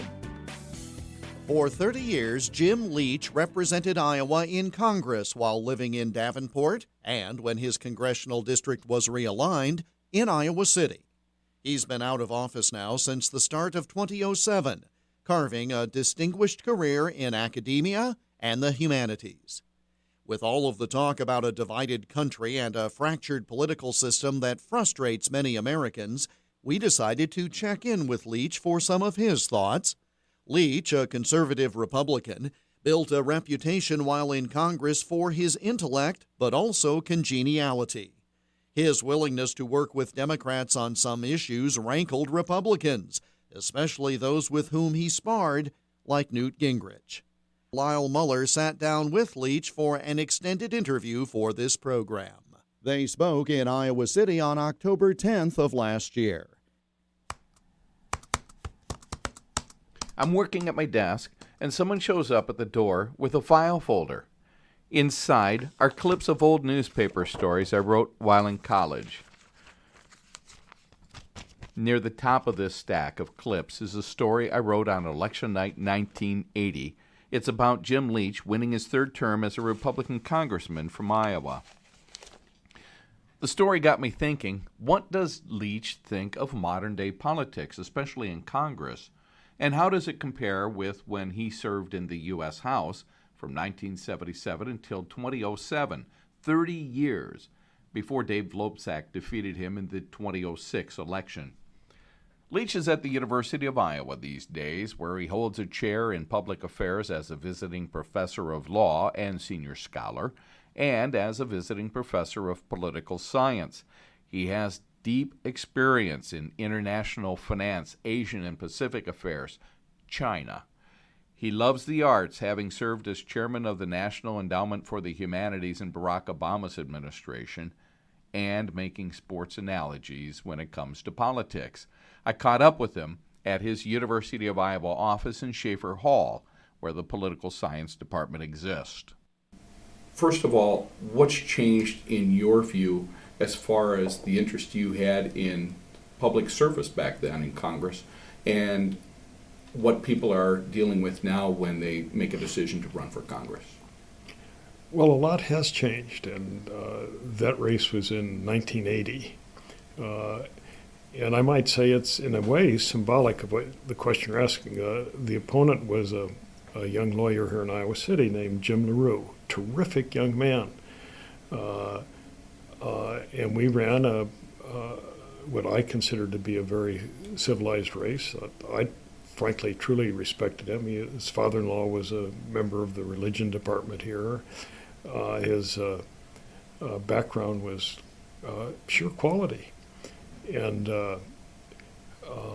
it was a vigorous race. About that time, things did begin to change, and not having to do with this particular race, but when I came into the Congress after the 1976 election, the Democratic Party was dominant, had been dominant in Congress for quite a while. In fact, I never dreamed of serving as long as I did. But I never thought I would ever be in the majority as a party. And I served 18 years under Democratic leadership and 12 years under Republican. 1980 was a little bit of a break year because things started to get stickier, and part of it was symbolized by the election of one member of Congress in the prior election, and this was Newt Gingrich of Georgia.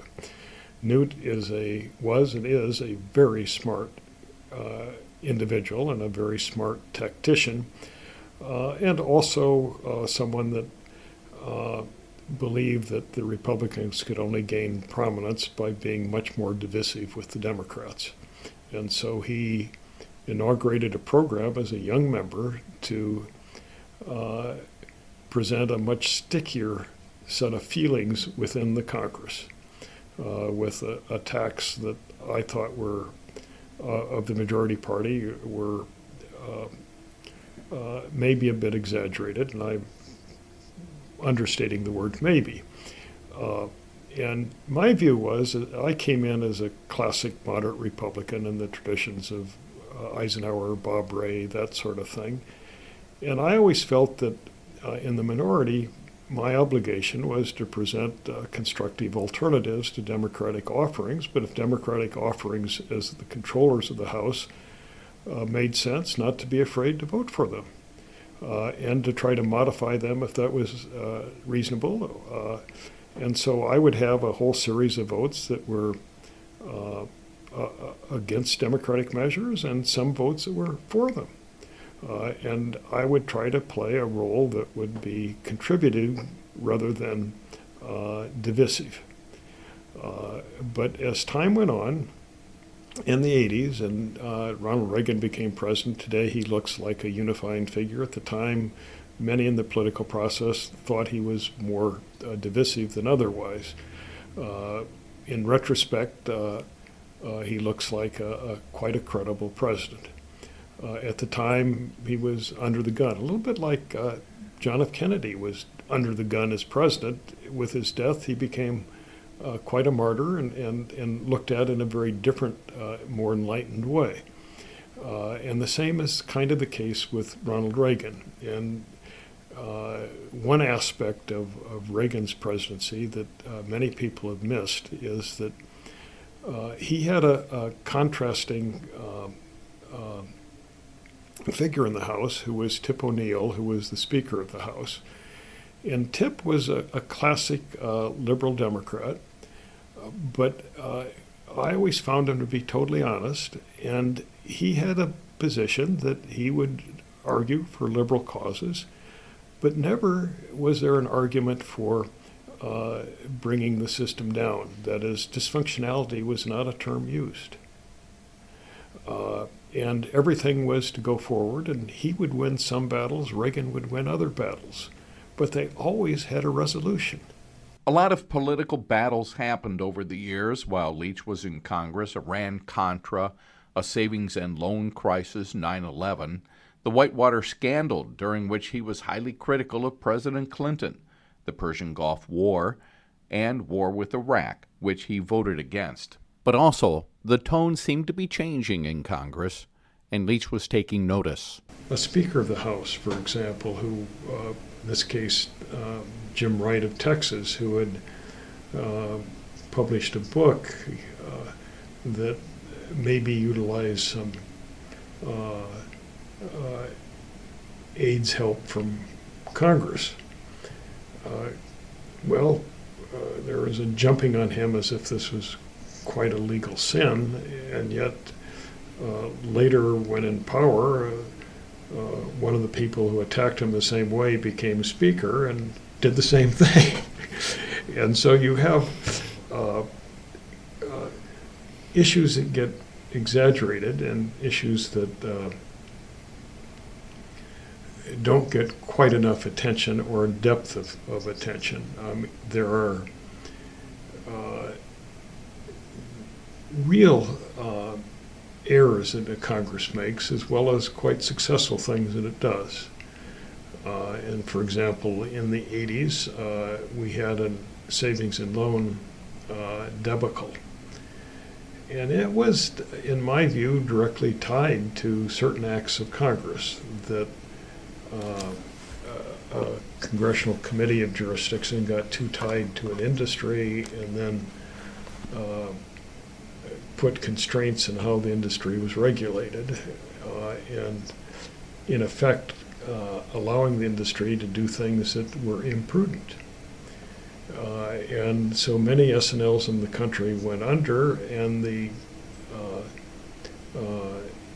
funds for protecting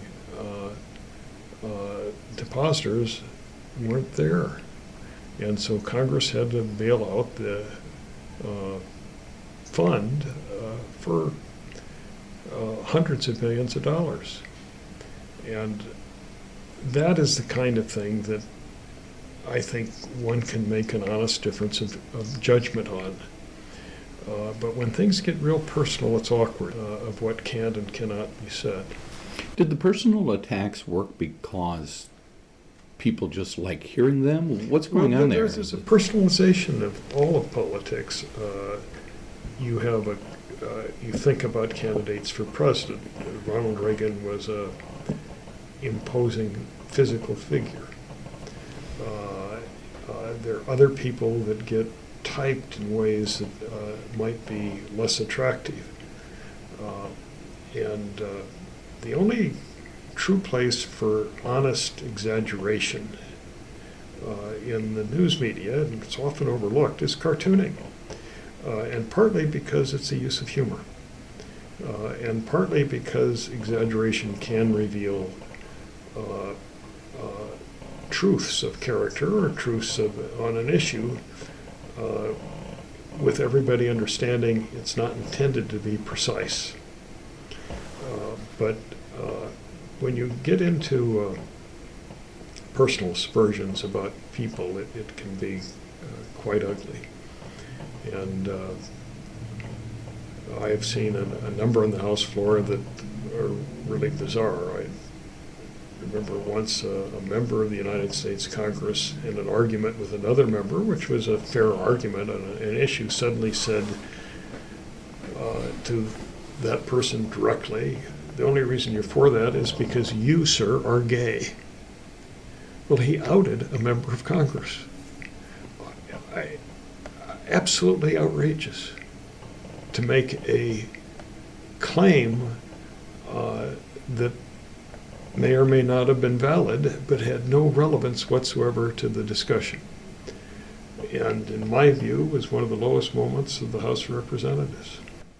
There's this question, I guess, that you would have to face, and that is, if the people want to hear this, should we still act in this way or talk this way? Because it seems like some of the political conversation that goes on today makes for good entertainment, and people enjoy listening to it. Yeah. It apparently is working.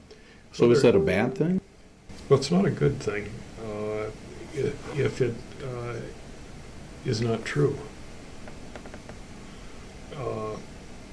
Is it, for example, a hoax that the Democrats pulled in having Dr. Ford testify in the United States Congress, or is it a hoax to call it a hoax? And you get into some very interesting vocabulary of words that are credible, but are they credibly used? And I'm just astonished at what a game this has become. When we come back, more of Lyle Muller's extended conversation with former Iowa Congressman Jim Leach. That's next as the Iowa Watch Connection continues.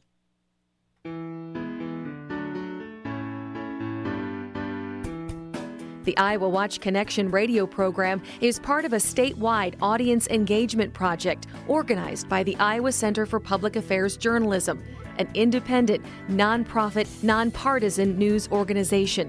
The center is dedicated to producing high-quality investigative and community affairs journalism in Iowa, while also training journalism students to do this work at a high ethical level. The center is found online at iowawatch.org. Welcome back to the Iowa Watch Connection. I'm Jeff Stein. Since leaving Congress in January 2007, Jim Leach has been a professor at Princeton University, interim director at the Harvard University's John F. Kennedy School of Government, and a visiting professor at the University of Iowa. As our interview with him continues, Leach talks about other times of great political tension in the United States. Oh, there are always precedents for everything. The first significant precedent was around the year 1800 when Thomas Jefferson was running for president against John Adams, two great founders. And Thomas Jefferson hired a journalist named James T. Callender to describe John Adams as a hermaphrodite. I had to go to the dictionary to try to figure out what that meant, but it's not a positive term. And it caused John Adams to cease all communications with Jefferson for over a decade. And then another founder, a doctor from Philadelphia named Benjamin Rush, communicated with both and asked them if they would start writing each other, which they did, and formed a kind of a correspondence that's now a historical record. But after both had served. It seems that a lot of people want to say this is a terrible time, the worst time in American history. Actually, for sure, and I say with certitude, the 1850s were worse. But they were worse for good reason.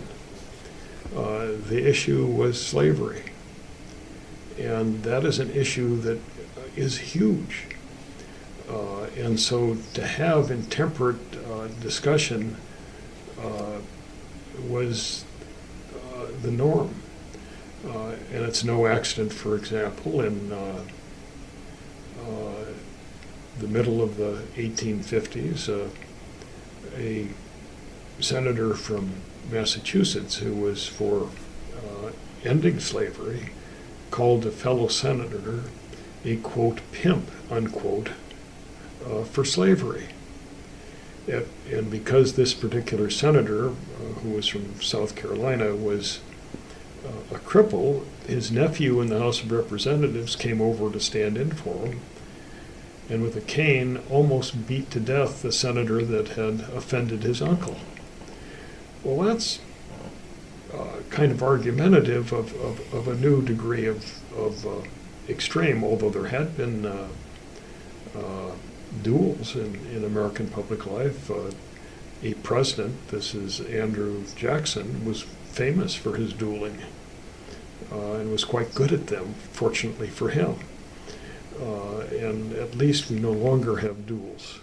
Right. Aaron Burr and Alexander Hamilton. And that all came about because of a word that Hamilton used against Aaron Burr. And Hamilton, who many of us believe was the greatest Secretary of the Treasury, found himself facing a duel with the sitting Vice President of the United States in the state of New Jersey, which technically had legalized dueling,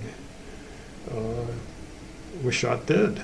And so he probably regretted, if he could still think after being shot, that he called Aaron Burr despicable. And that was the cause of the duel. I want to take you to the time of when you ran for Congress. What was your expectation there about how civil the place would be?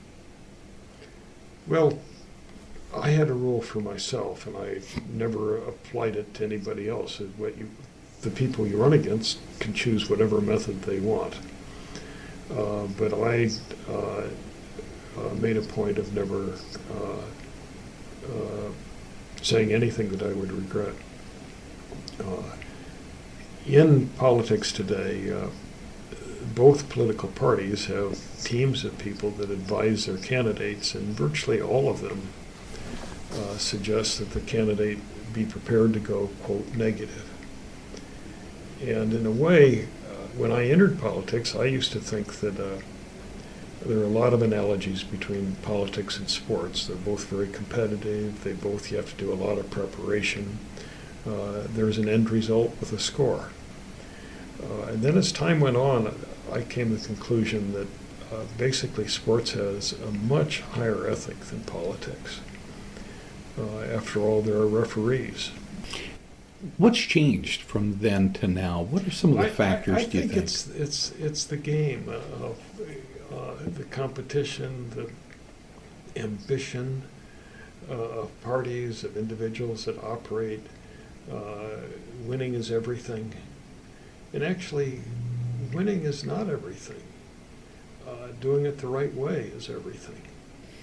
Do you think you could function in today's Congress as a member of Congress? Could I function? Yes. Well, if you say effectively, it would be very hard because I would not be going along with too many of the policies of the current party. If you mean, could I wake up every day and go to work? Absolutely. But would I find it comfortable or comforting or necessarily appropriate? The answer might be no. When you were voted out of office, you shared that. You said that was the best day of your life? Happiest day. Happiest day of your life. Why? Well, because I'm looking back instantaneously, and I felt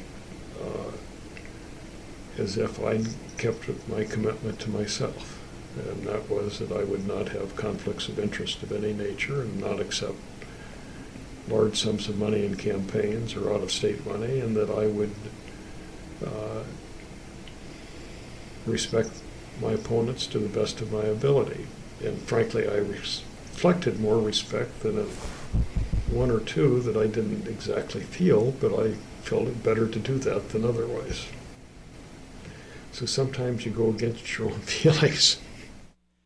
Jim Leach, former Iowa congressman, speaking with Lyle Muller in Iowa City on October 10th of last year.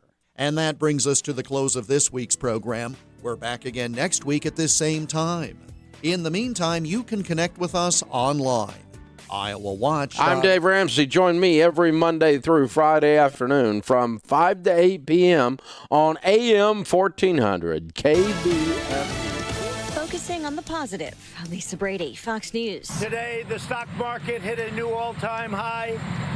All three, we had NASDAQ, we had S&P, we had Dow. President Trump speaking to reporters a short time ago before heading to a rally in Kentucky. Most of the questions he got were about the impeachment probe of his phone call with Ukraine's president. Once I released that call, I released a very detailed version of that call. All of a sudden, the whistleblower's report was incorrect, and the whistleblower seems to have disappeared. House Democrats today releasing transcripts from 2 impeachment witnesses. Fox's Jared Halpern is live on Capitol Hill.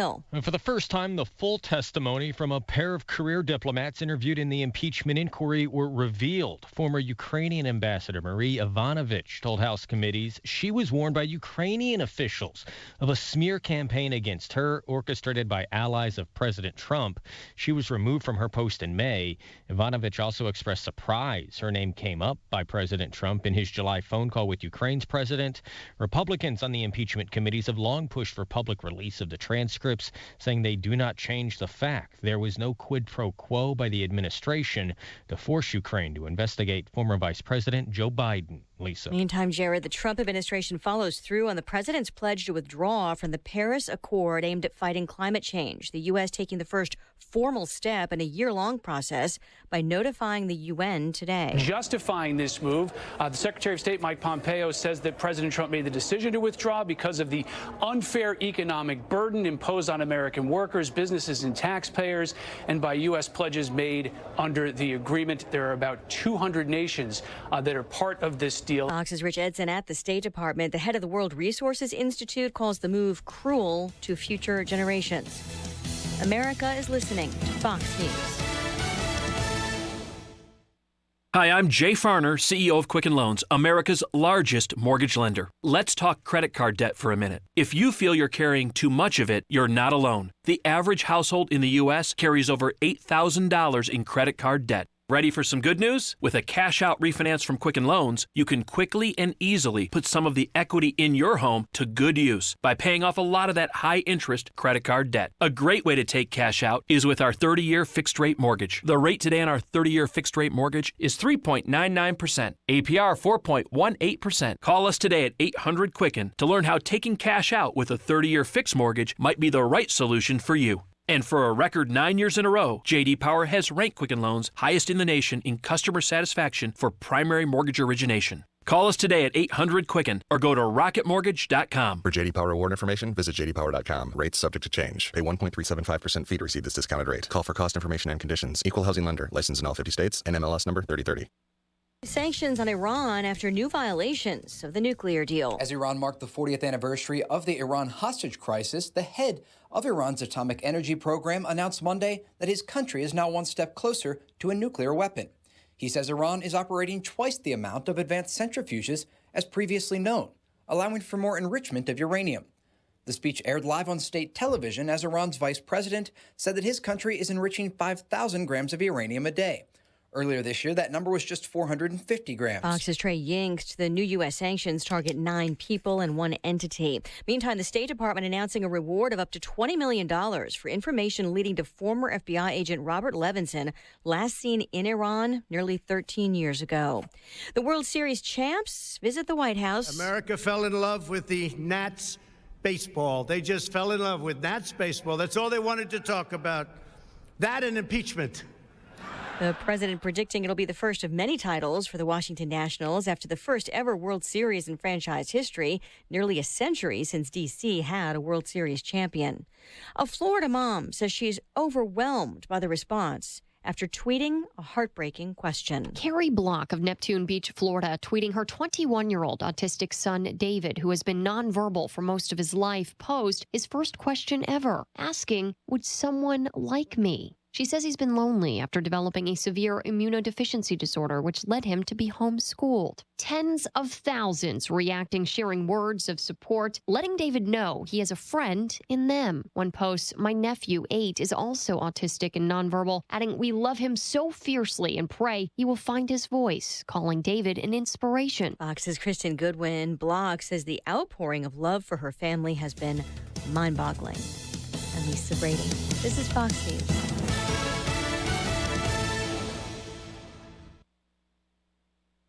Your news, your town, your station. KVFD News when it breaks.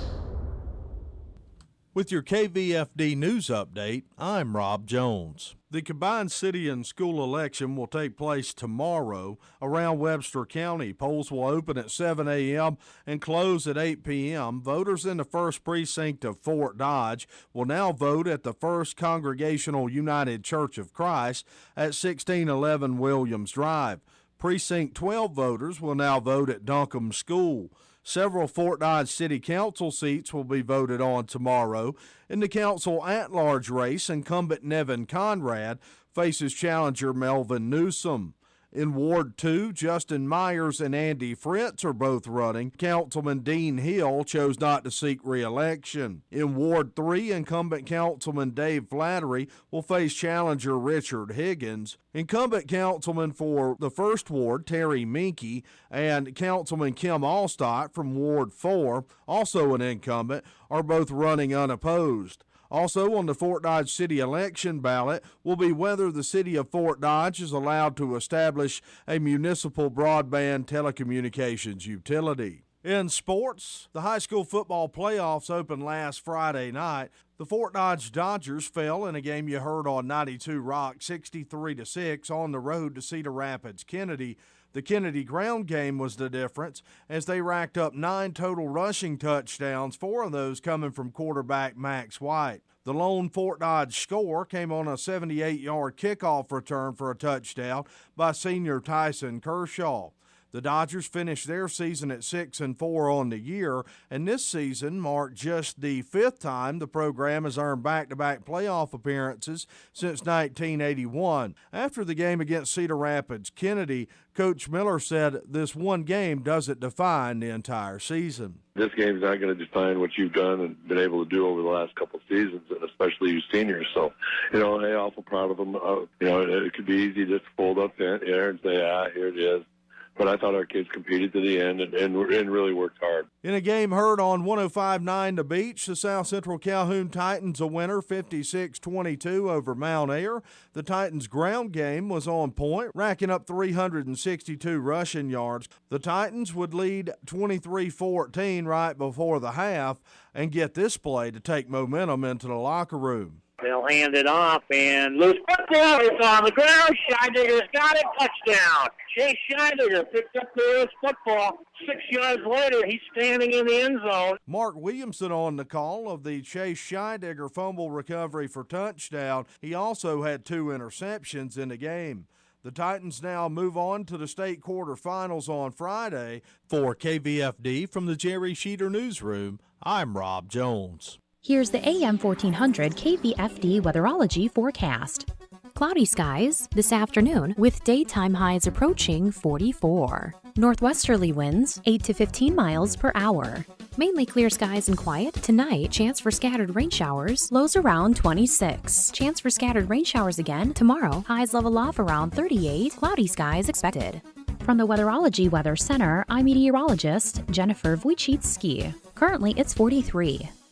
I've been farming my whole life. I don't need somebody to come out here and state the obvious. I don't need anybody to explain my farm to me. My local co-op works with CHS, and they know what I need when I need it. A global network of support, local expertise, and valuable market options. We need a co-op that's here for us. So we can own every day.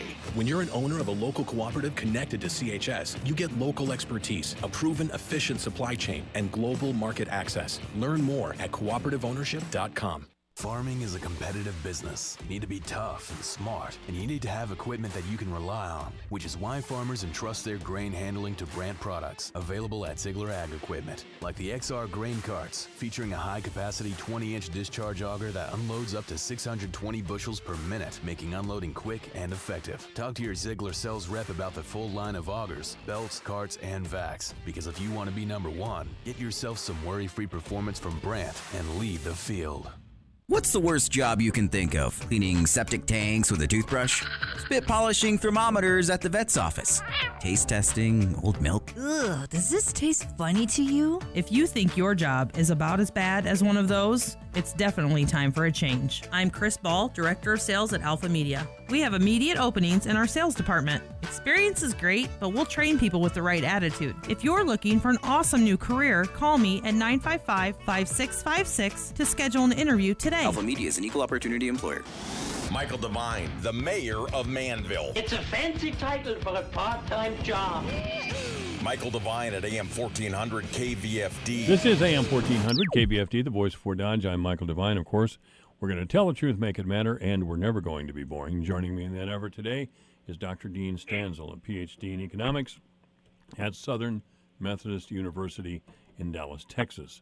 You're also with the O'Neill Center. Dean, please explain the O'Neill Center.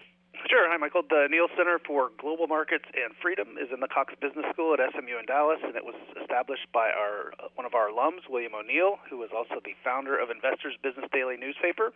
And we focus on studying the impact of competitive market forces on freedom and prosperity in the global economy. Our website is o'neillcenter.org, ONEIL. All right. As usual, Dr. Stanzel has sent me a few pieces as a basis for our conversation today. And one that stuck out to me, anyway, is one from the American Spectator. Now, the American Spectator, of course, is not a liberal magazine. And Emmett Terrell Jr. is not a liberal, at least as far as the economy is concerned. But I was a little bit surprised by the title and the tone of this piece, and that is, the title is "The Federal Reserve Rate Cut, a Trick or Treat." Now, the Fed has been spooked by a strong economy into fighting a phantom recession. I guess I don't understand, and I wasn't able to read the entire article and let it soak in. I don't understand what's wrong with low interest rates. So, well, nothing, I guess, would be the short answer. But to me, the issue is bigger than that, and it's whether or not the Federal Reserve should be constantly tinkering with, essentially, with the economy, trying to fine-tune, the dials. And ultimately, it's particularly problematic in a time where unemployment is at a 50-year low. Essentially, the GDP growth is a bit of a concern, but ultimately, we're not in a recession. And so, one of the tools in the government's toolkit to fight recessions is interest rates in terms of monetary policy, indirectly affecting market rates. And the concern here for a lot of us is that if they keep doing this while we're not in a recession, that tool will be gone from the toolkit once we do hit a recession, which we will at some point. So that to me is the bigger concern, that they're maybe yielding a little too much, perhaps maybe not to political pressure. They're independent technically, but there's been a whole lot of talk from the president, at least, about how they should be doing more.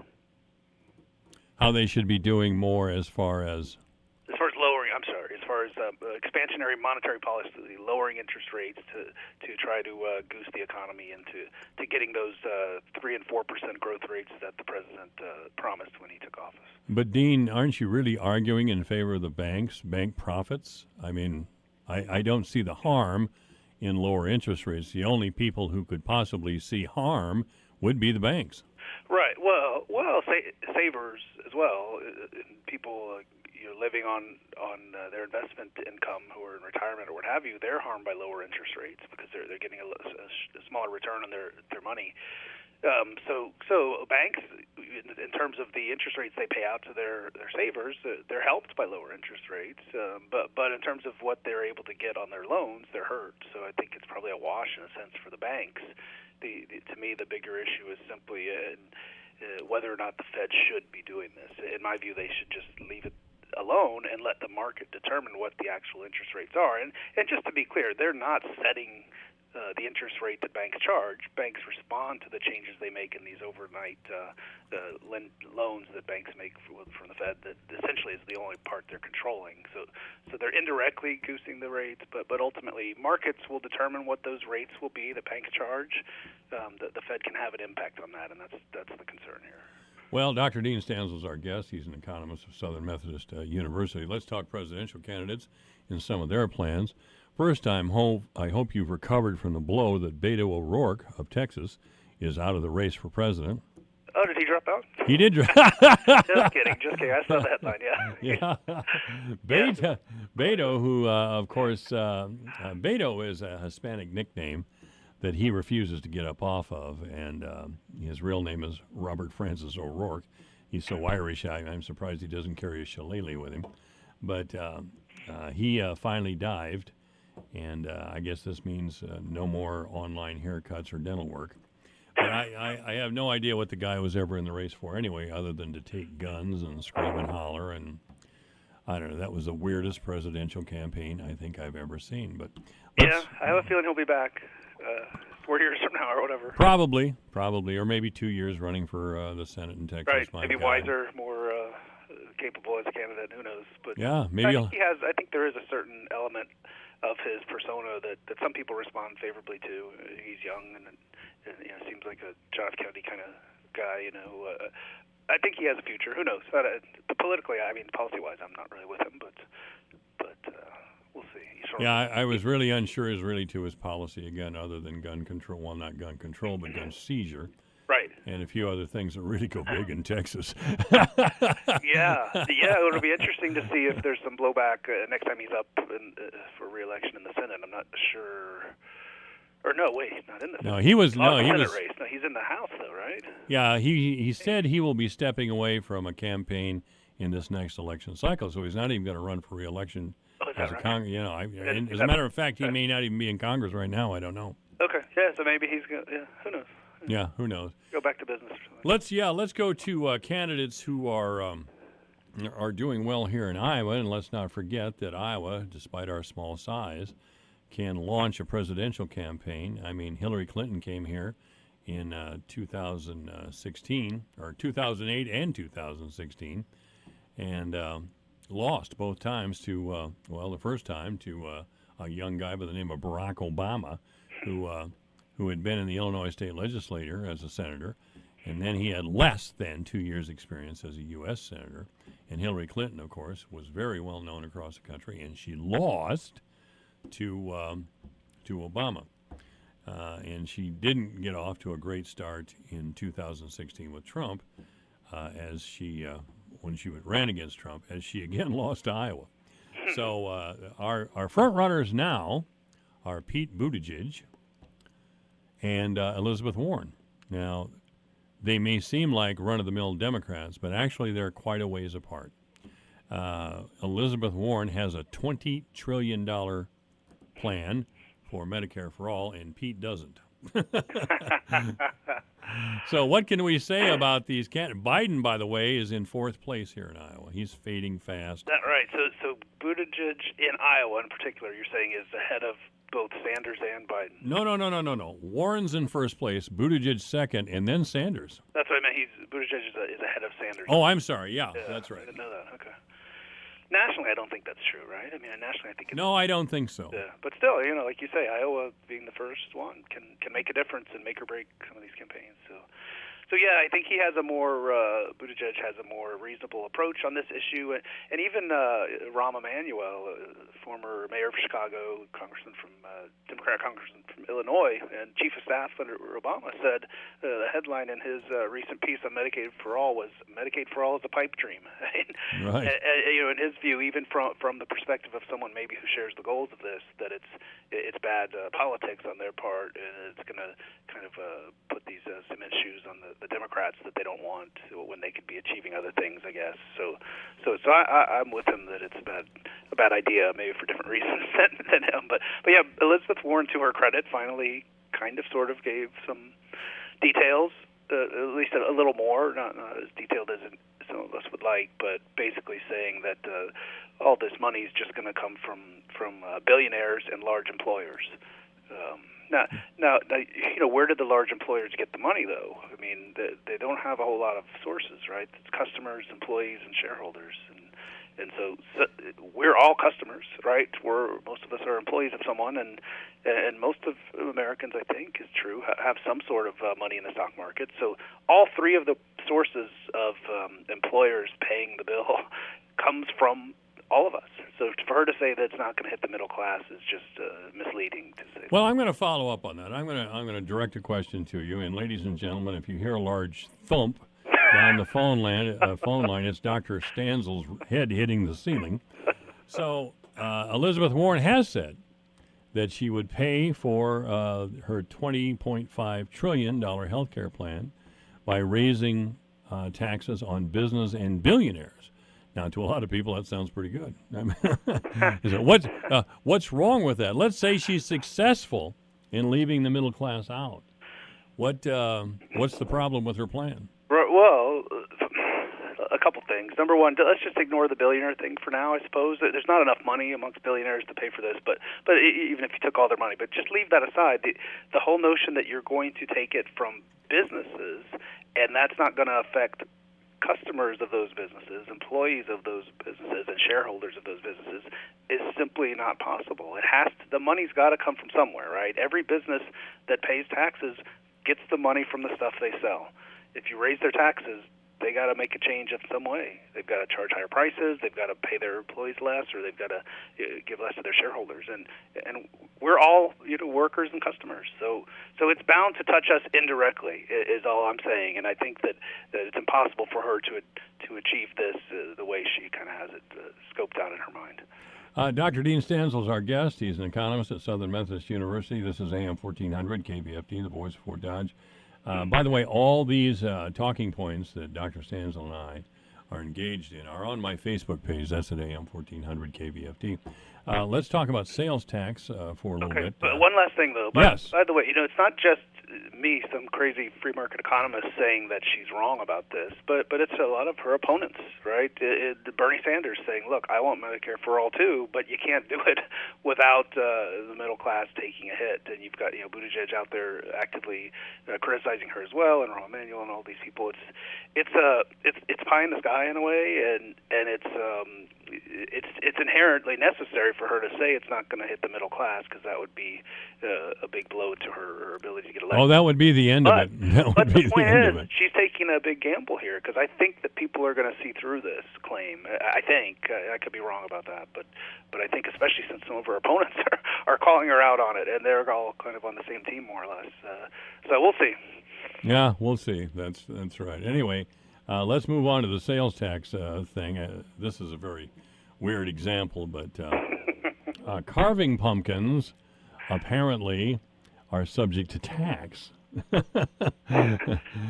the other pumpkins that aren't carving pumpkins, they're not subject to tax in some states. What are we talking about here? This is so Nicole Kading is an economist at the National Taxpayers Union. She is. Foundation. She's real good. Anyways, it was a topical article last week for Halloween, and pointing out all the crazy differences across states.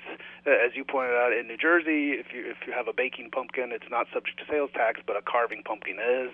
And I don't know what the difference is there. I think the baking ones maybe are smaller, but in Massachusetts, neither one gets sales tax. There was even a reference to Iowa. In Iowa, all pumpkins are exempt, but not decorative gourds. There's just a whole lot of complexity.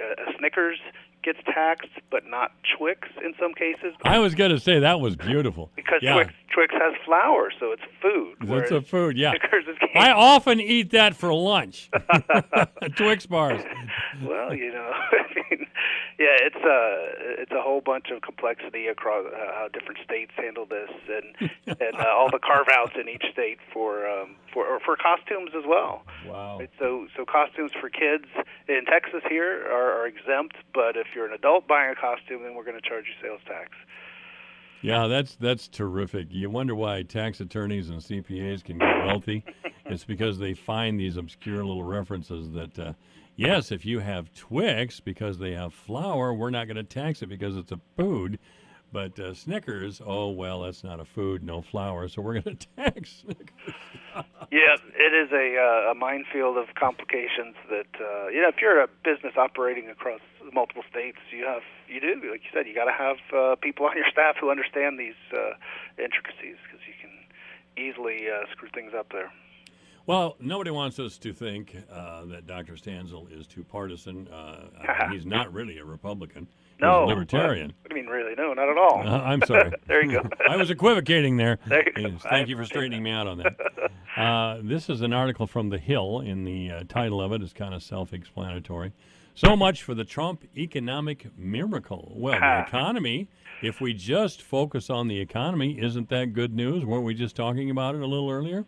Sure. And by the way, this is written by a resident fellow at the American Enterprise Institute, a reasonably moderately conservative think tank in D.C.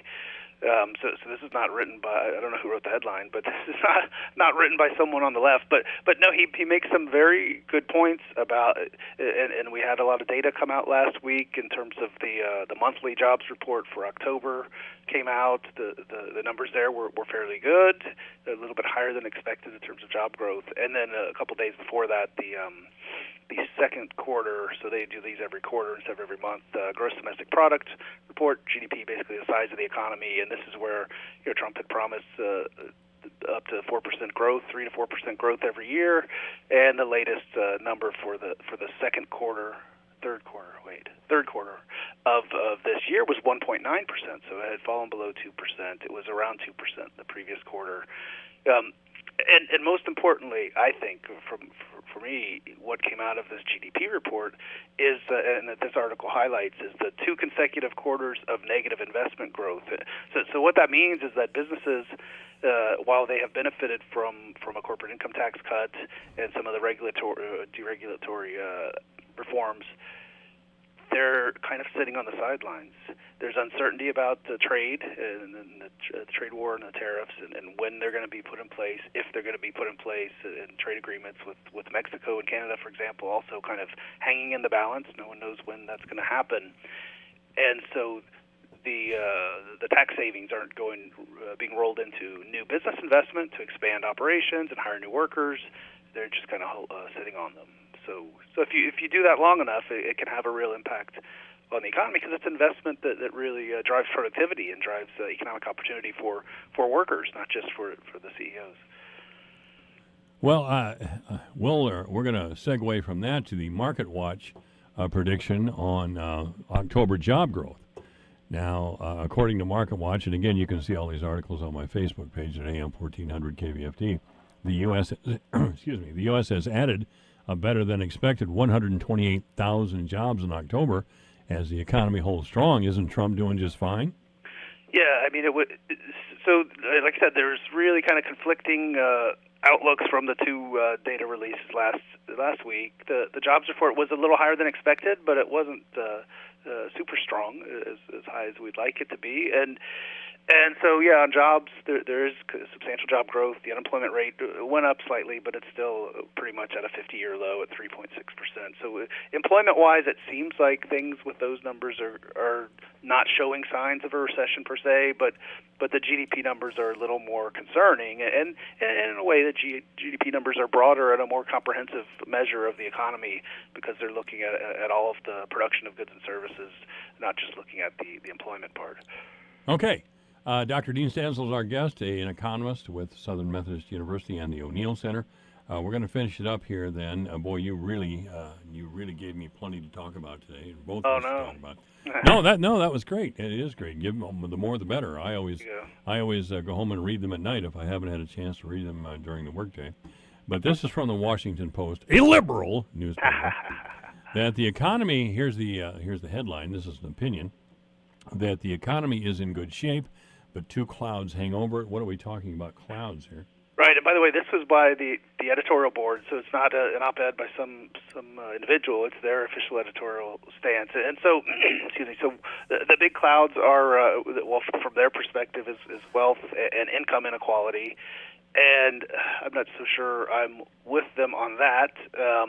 But certainly how we address those issues, and there's debates on the left about how to try to address inequality. There are concerns even amongst people at the Washington Post that some of the solutions may have some unintended consequences, which was refreshing to read something that I didn't totally disagree with from their editorial board on the economy, at least. And that, they noted a lot of what other people were saying last week, that the economy's doing okay, but but the uncertainty of the trade war in particular is having its effect on business investment, and that has a real foreboding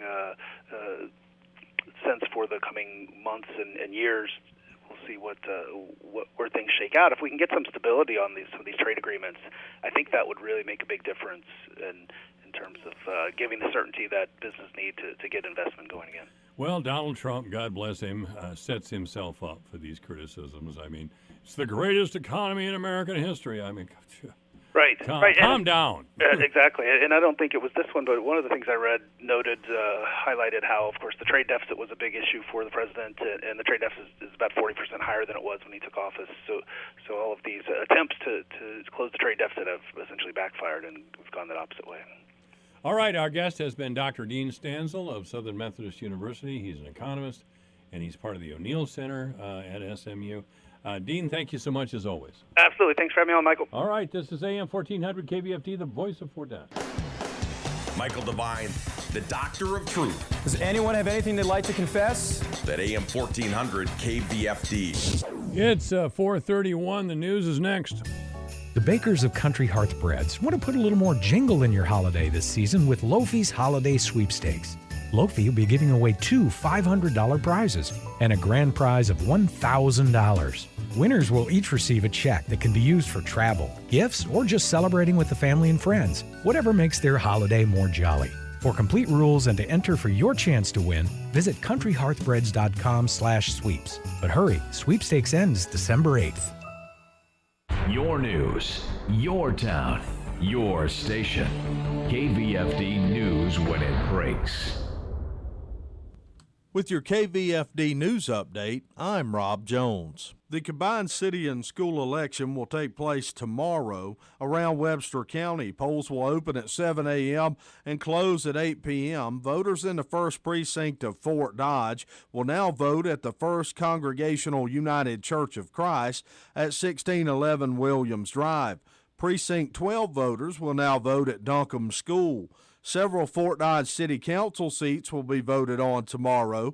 In the council at-large race, incumbent Nevin Conrad faces challenger Melvin Newsom. In Ward 2, Justin Myers and Andy Fritz are both running. Councilman Dean Hill chose not to seek re-election. In Ward 3, incumbent Councilman Dave Flattery will face challenger Richard Higgins. Incumbent Councilman for the 1st Ward, Terry Minke, and Councilman Kim Allstott from Ward 4, also an incumbent, are both running unopposed. Also on the Fort Dodge City election ballot will be whether the city of Fort Dodge is allowed to establish a municipal broadband telecommunications utility. In sports, the high school football playoffs opened last Friday night. The Fort Dodge Dodgers fell in a game you heard on 92 Rock, 63-6 on the road to Cedar Rapids Kennedy. The Kennedy ground game was the difference as they racked up 9 total rushing touchdowns, 4 of those coming from quarterback Max White. The lone Fort Dodge score came on a 78-yard kickoff return for a touchdown by senior Tyson Kershaw. The Dodgers finished their season at 6-4 on the year, and this season marked just the 5th time the program has earned back-to-back playoff appearances since 1981. After the game against Cedar Rapids Kennedy, Coach Miller said this one game doesn't define the entire season. This game's not going to define what you've done and been able to do over the last couple of seasons, and especially you seniors. So, hey, awful proud of them. It could be easy just to fold up there and say, here it is. But I thought our kids competed to the end and really worked hard. In a game heard on 105.9 The Beach, the South Central Calhoun Titans a winner 56-22 over Mount Ayr. The Titans' ground game was on point, racking up 362 rushing yards. The Titans would lead 23-14 right before the half and get this play to take momentum into the locker room. They'll hand it off, and loose football is on the ground. Scheidegger's got it. Touchdown. Chase Scheidegger picked up the loose football. 6 yards later, he's standing in the end zone. Mark Williamson on the call of the Chase Scheidegger fumble recovery for touchdown. He also had 2 interceptions in the game.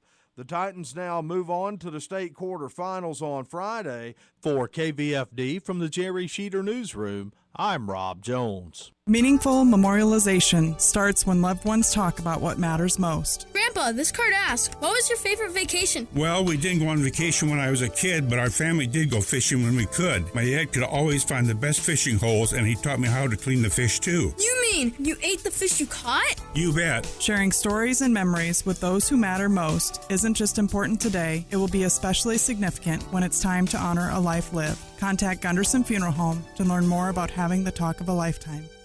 Hi, this is Stacy Weirda, broker owner of Neighborhood Realty. Are you thinking about selling your home but not sure who to list with? Well, I have an amazing team of agents with years of experience in 2 locations, all devoted to your real estate needs.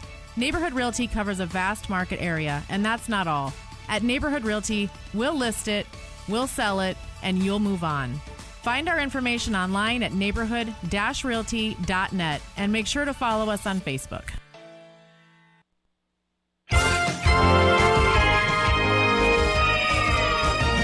More research is showing how farms benefit from using poultry litter as a soil amendment.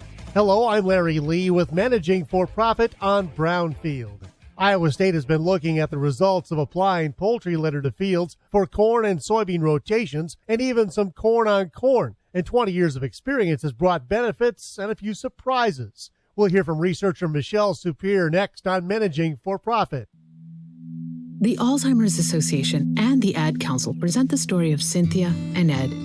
My mother was always very active and independent, and she was familiar with her neighborhood. But one day, out of the blue, she stopped at the stop sign for much longer than usual. And she didn't know whether she should go forward or turn or just stay at the stop sign. She wasn't even really sure where she was at. She was very concerned. It was very unsettling for her. It's important for you to talk to someone about it, to bring the family in on it. I felt so much better after my son told me, Mom, I don't want you to worry or be afraid. I'll be there for you and we'll figure it out. When something feels different, it could be Alzheimer's. Now is the time to talk. Visit alz.org/ourstories to learn more. A message from the Alzheimer's Association and the Ad Council. Michelle Superior with Iowa State says the 20-year research project into the effects of poultry manure on soil and crops started out focusing more on nitrogen and on helping poultry producers dispose of poultry litter. Poultry manure, really, when we started the study, was regarded as a little bit more of a waste product. So farmers were trying to get rid of it and wanted to apply as high of a rate as possible. But then, over the years, more of the value of the poultry manure has been recognized. And so it can actually be sold and used as a soil amendment. And as the study progressed, Superior says they started seeing differences in phosphorus levels. We definitely did see that phosphorus was building up in that topsoil. So in those top 6 inches or so of the soil, we saw that the phosphorus levels were increasing with time. What we did not see is much of that moving into the lower, deeper into the soil. So as we collected deeper soil samples, we didn't tend to see that phosphorus was moving into the soil. And we didn't see much of an increase in phosphorus in the drainage. One of the things I noticed in your press release is that even though the manure costs were generally higher, the manure was still more profitable during the continuous corn phase. This sounds like it could be worth the trucking expense to bring it to the fields. Yeah, so we did see that benefit, and I think that's something that's been, as we've talked to farmers, a pretty common observation that when we apply the poultry manure, there is a little bit of a yield bump. And the other thing that we did not apply a bunch of phosphorus to our control plots. So we saw that much of that yield bump was because of those micronutrients and phosphorus that was coming from the poultry manure. What advice would you have for the farmers going forward, knowing that you have this information available now? What advice would you give them? Soil health is a relatively new area in some regards as far as what is that impact of improved soil health on water quality. And, we already know that there's a lot of infield benefits, but if we could also see that there's some water quality benefits, which were shown here, I think that's really promising too. I'm Larry Lee with Managing for Profit on Brownfield. This is AM 1400, KVFD, the voice of Fort Dodge, 4:39, 21 minutes before 5 o'clock. I'm Michael Devine with the weather, local weather. There's a chance of rain later this evening. It'll be sunny the rest of the afternoon, what little there is left of it since we have daylight savings time now. It's our high temperature is projected to be 41 degrees. We're at 42 right now. Actually, our high temperature was around 44. Overnight, a chance of rain, partly cloudy with a low of 27. Tomorrow, again a chance of rain in the late afternoon. Some clouds, high 38. On Wednesday, sunny with a high of 39 degrees. On Thursday, sunny with a high of 31 degrees. Friday, mostly sunny with a high of 38. On Saturday, mostly sunny with a high of 48. And on Sunday, mostly cloudy with a high of 38 degrees. Right now, overcast, of course, and 42 degrees. Obituaries this hour brought to you by the historic Bruce Funeral Home at 923 First Avenue South in Fort Dodge.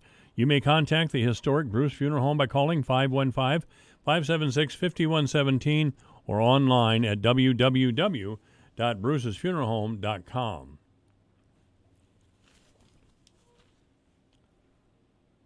Eileen Miller has died at the age of 90. Eileen Miller has died at the age of 90. Services are pending for Eileen Miller. Obituaries this hour brought to you by the historic Bruce's Funeral Home at 923 First Avenue South, Fort Dodge. You may contact the historic Bruce's Funeral Home by calling 515-576-5117 or online at www.brucefuneralhome.com. It's 441, 42 degrees at AM 1400. I'm Stuart Varney, and this is the Fox Business Report.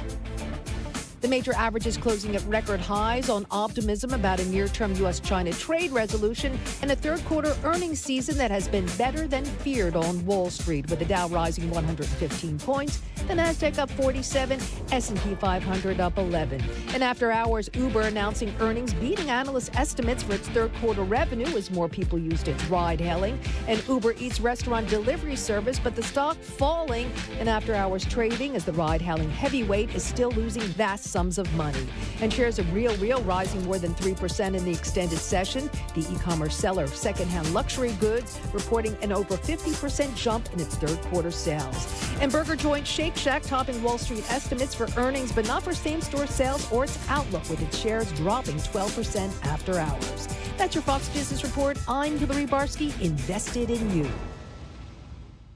Prescription products require an online physician consultation and are only available if the physician determines a prescription is appropriate. Subscription required. See website for full details and important safety information. Hey guys, good news. The outrageously expensive little blue pill is now generic, which means you can get the prescription medication to treat ED at affordable prices. And Hims makes it extra affordable. And right now, get your first online visit totally free when you go to forhims.com/joy. To start your free online visit, you need to go to this exclusive address, forhims.com/joy. forhims.com/joy.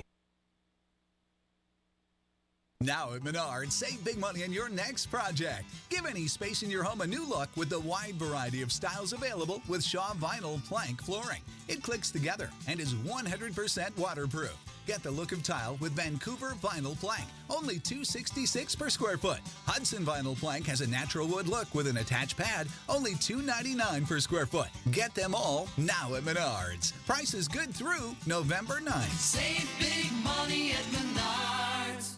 This is a last chance alert. It's happening. In just days, Publishers Clearinghouse will award $2,500 a week for life. Enter now at PCH.com and you could win $2,500 a week after week, for life. This prize is guaranteed to be awarded on December 30th, so don't miss your last chance to win. Enter at PCH.com before it's too late. That's PCH.com. Hurry, award day is almost here. December 30th, you could win $2,500 a week for life. Go to PCH.com now. Entries due 12/23. No purchase necessary. Void where prohibited.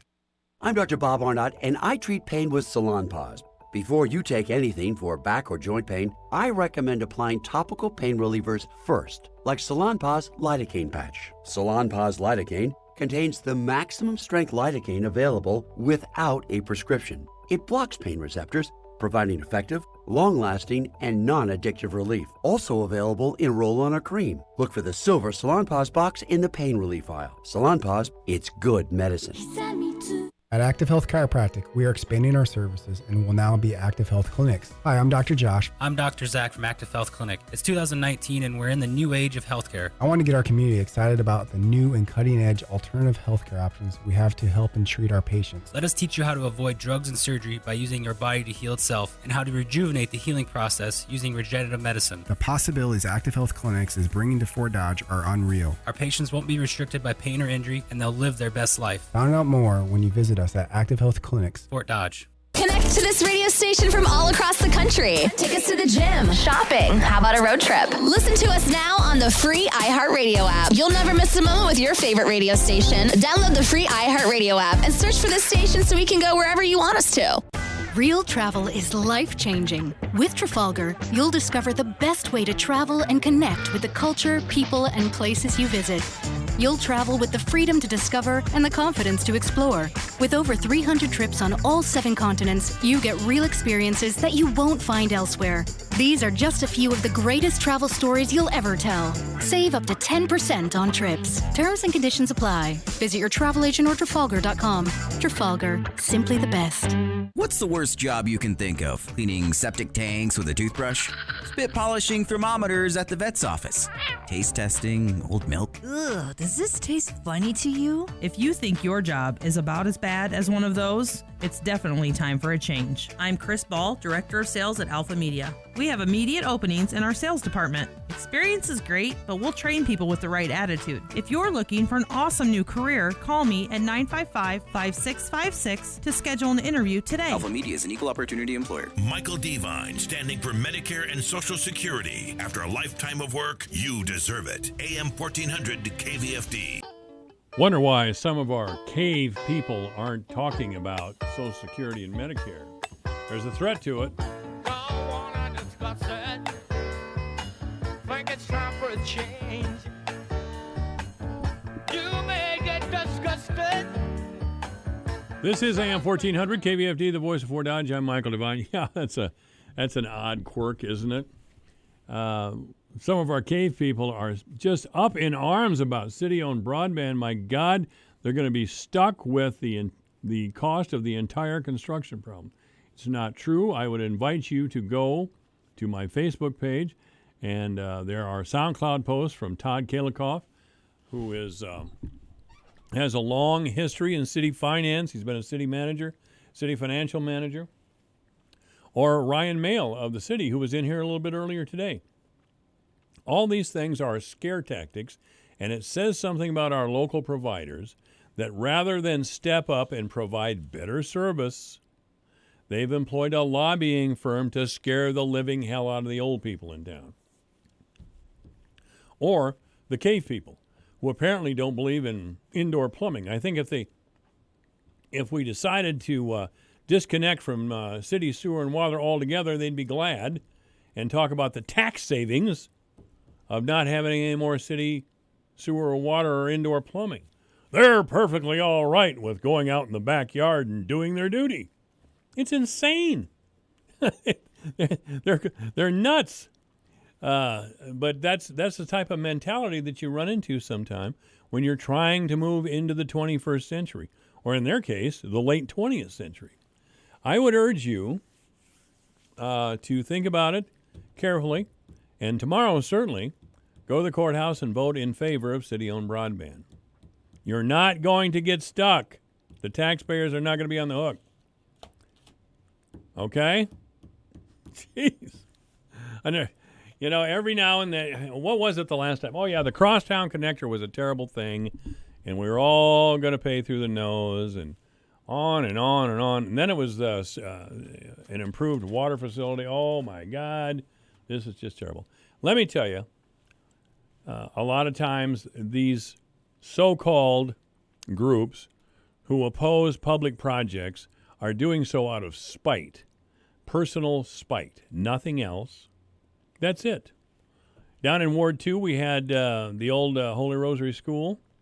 We're going to put, 6 condos in there, and you'd have thought the world was going to end. A group of citizens from Ward 2 came up and said, oh, the sewer line's too small. We don't want these 6 condos in there, blah, blah, blah, blah. And they stopped the project. So now we got the community Christian school down there with, what, 200 kids and staff employees? Not a peep about the sewer line. Does that tell you anything at all? It was, there were people who just didn't like the developer. That was it.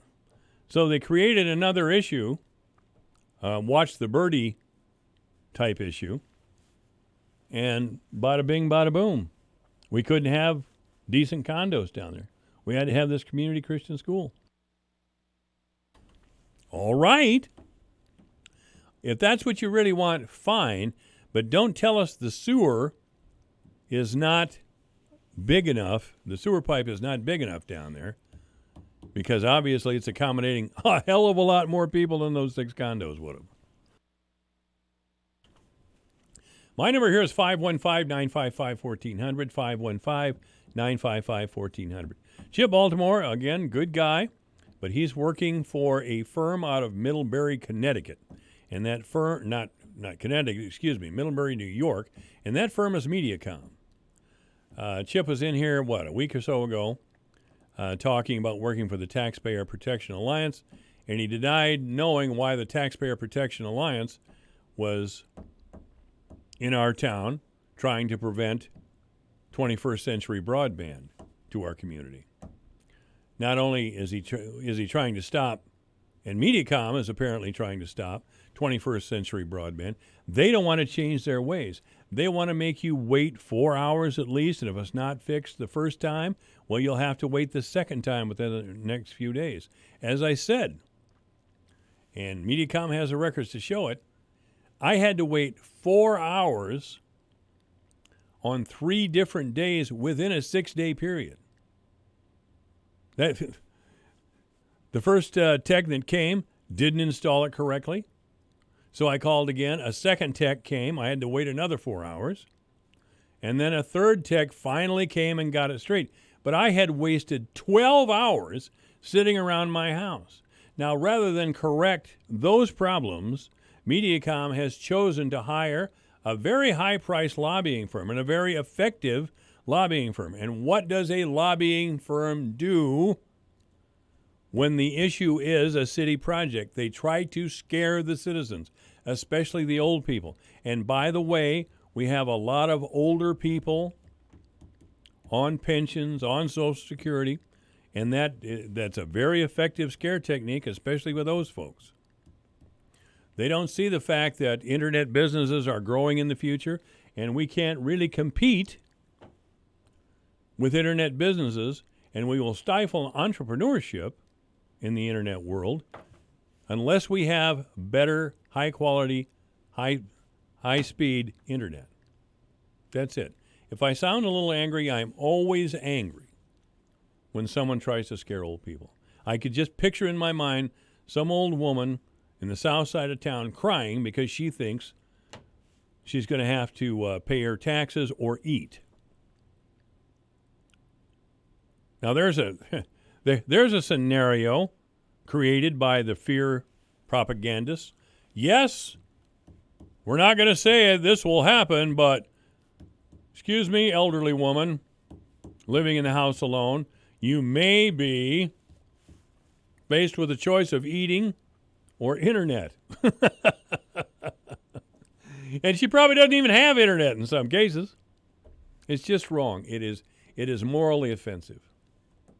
It is morally offensive, especially since if they would have just improved their service and brought fiber optics to our houses, this whole thing would be over. As a matter of fact, there's fiber optic in the ground in Fort Dodge. It's just not in Mediacom's best interest or their business plan to bring it to the house. That's all this is. Don't tell us any of these people, any of these providers are our friends and neighbors, because they are not. Again, Mediacom's out of Middlebury, New York. And your appointments, these outrageous appointment times that are set, 4 hours at a shot, those are all handled out of New York. Those are all handled out of New York. I've said before, I have internet and television service through a cable that's run from my neighbor's house over to my house. 3 years, texts have been coming and telling me, well, the problem with your service is that you don't have a connection from the pole to your house. Well, why don't I? Will you tell them to get me that connection? Yes, I will. For 3 years. Not happening. Hasn't happened yet. I tell you, if you really care about your family and your town, I think you know how to vote. I do. And I know my endorsement probably doesn't mean that much to some, but I am asking you to think about it. And once you do, and get past the fear tactics, you'll see that having our own broadband service in town is the way to go. This is AM 1400 KVFD, the voice for now. I remember a teacher that I had. Now, I went through the 7th grade. I went to the 7th grade. And I left home when I was 10 years old because I was hungry. And I used to, this is true. I work in the summer and I go to school in the winter. But I had this one teacher. He was the principal of the Harrison School in Vincennes, Indiana. To me, this was the greatest teacher, a real sage of my time, anyhow. He had such wisdom. And we were all reciting the Pledge of Allegiance one day. And he walked over, this little old teacher. Mr. Laswell was his name. Mr. Laswell.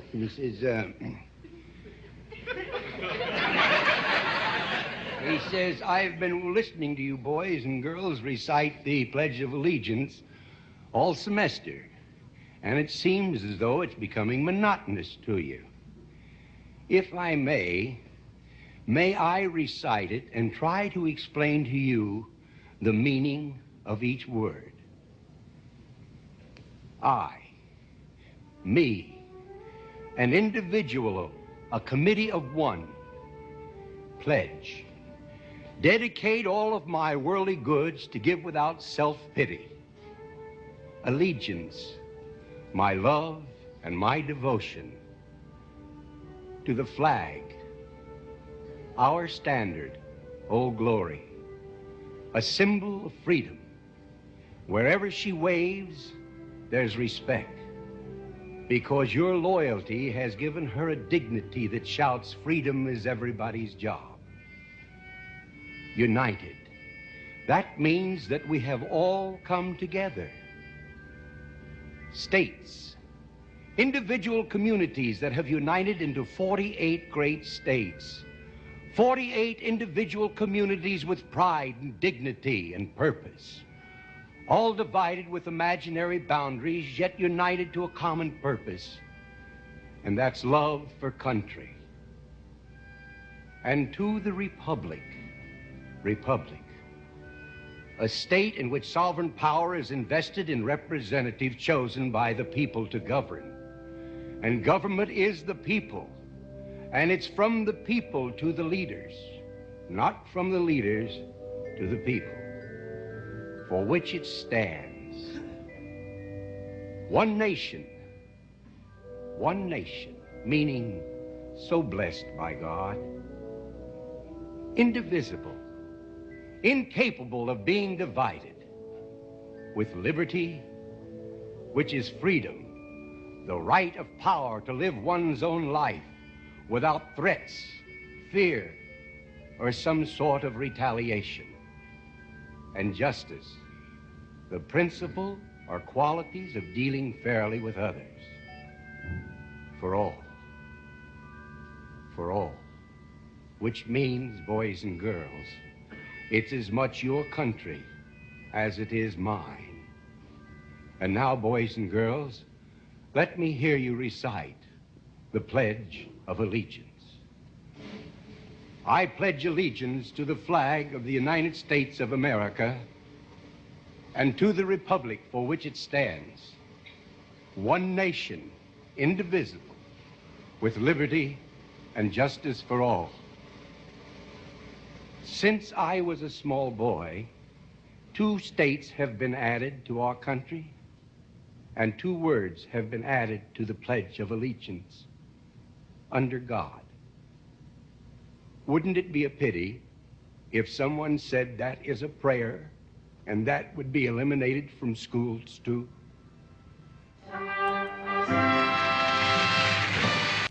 This is AM 1400 KVFD, the voice of Fort Dodge. Just heard this through the rumor mill that business people are going to approach the city council about a parking meter temporary moratorium, since most, if not all, of the council people seem to be opposed to parking meters downtown, but we still have them. Well, that's a political response, isn't it? Yes, I'm definitely opposed to parking meters downtown, but they're still there. It's like, oh gosh, we're just the city council. We can't do anything. We can't do anything. Don't forget to vote, okay? We have plenty of qualified candidates running for council, and of course, the broadband issue. 5 o'clock in the afternoon, this is KVFD in Fort Dodge, Iowa. Thank you for listening.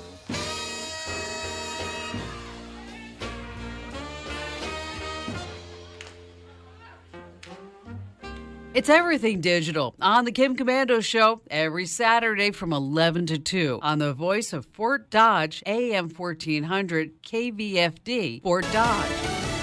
Transcripts released. I'm Rich Dennison, Fox News. As the Democrat-led impeachment investigation of President Trump continues, some testimony heard behind closed doors is now being released to the public. Fox's Jared Halpern joins us live from Capitol Hill. House Democrats released the transcripts of 2 interviews conducted as part of the impeachment inquiry. In a session last month with congressional committees, former U.S. Ambassador to Ukraine, Marie Yovanovitch, said she was warned to watch her back by a Ukrainian government official and described a smear campaign by President Trump's personal attorney, Rudy Giuliani. Another career diplomat, former State Department advisor Michael McKinley, also described unfavorable treatment of Yovanovitch.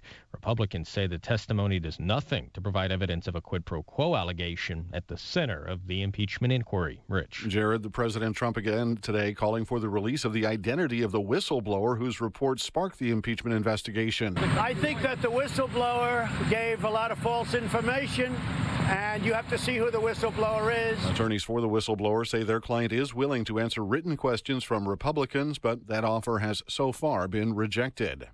The FBI says it's thwarted a plot to bomb an historic Colorado synagogue, arresting Richard Holzer after undercover agents delivered what he thought were explosives he could use to blow up Temple Emmanuel. And charged by criminal complaint with a hate crime, namely attempting to obstruct the exercise of religious beliefs by attempting to destroy, through the use of explosive devices, the Temple Emmanuel Synagogue in Pueblo, Colorado. U.S. Attorney Jason Dunn says Holzer wanted to detonate the explosives at the synagogue early yesterday morning. He was arrested on Friday. Stock indexes starting out the week in positive territory. The Dow and S&P and NASDAQ all closing at record highs today. America is listening to Fox News.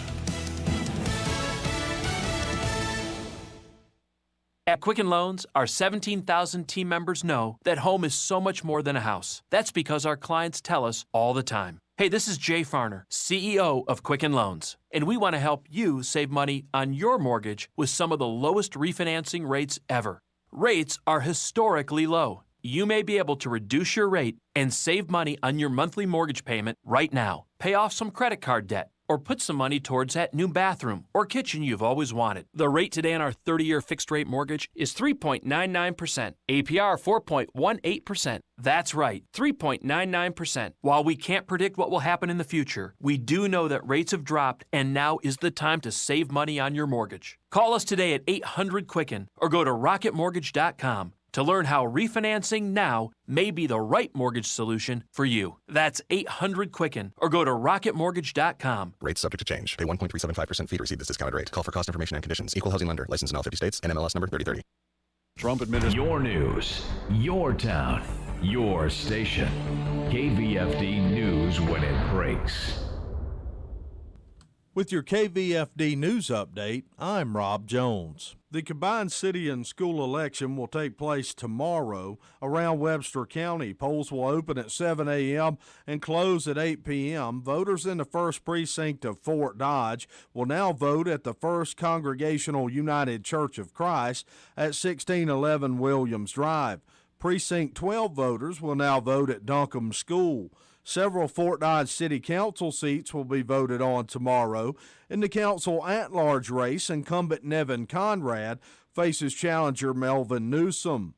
In Ward 2, Justin Myers and Andy Fritz are both running. Councilman Dean Hill chose not to seek re-election. In Ward 3, incumbent Councilman Dave Flattery will face challenger Richard Higgins. Incumbent Councilman for the 1st Ward, Terry Minke, and Councilman Kim Allstott from Ward 4, also an incumbent, are both running unopposed. Also on the Fort Dodge City election ballot will be whether the City of Fort Dodge is allowed to establish a municipal broadband telecommunications utility. In sports, the high school football playoffs opened last Friday night. The Fort Dodge Dodgers fell in a game you heard on 92 Rock 63-6 on the road to Cedar Rapids Kennedy.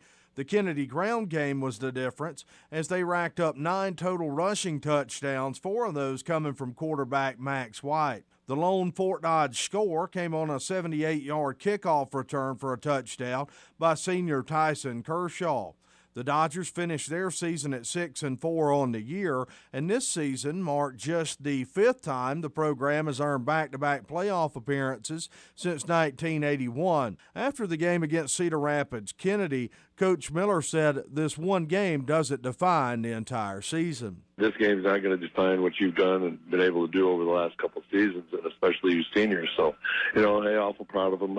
It could be easy just to fold up there and say, here it is.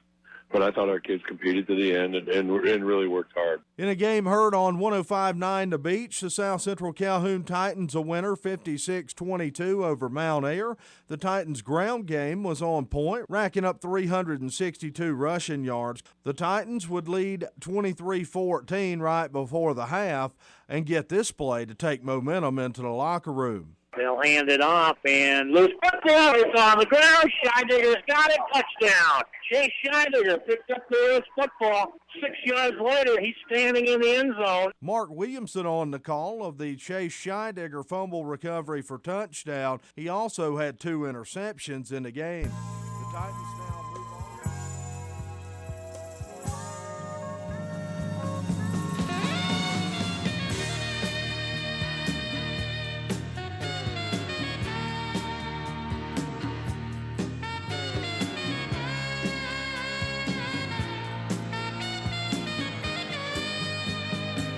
Live from the headquarters of Ramsey Solutions, broadcasting from the Dollar Car Rental Studios, it's the Dave Ramsey Show, where dad is dumb, cash is king, and the paid-off home mortgage has taken the place of the BMW as the status symbol of choice.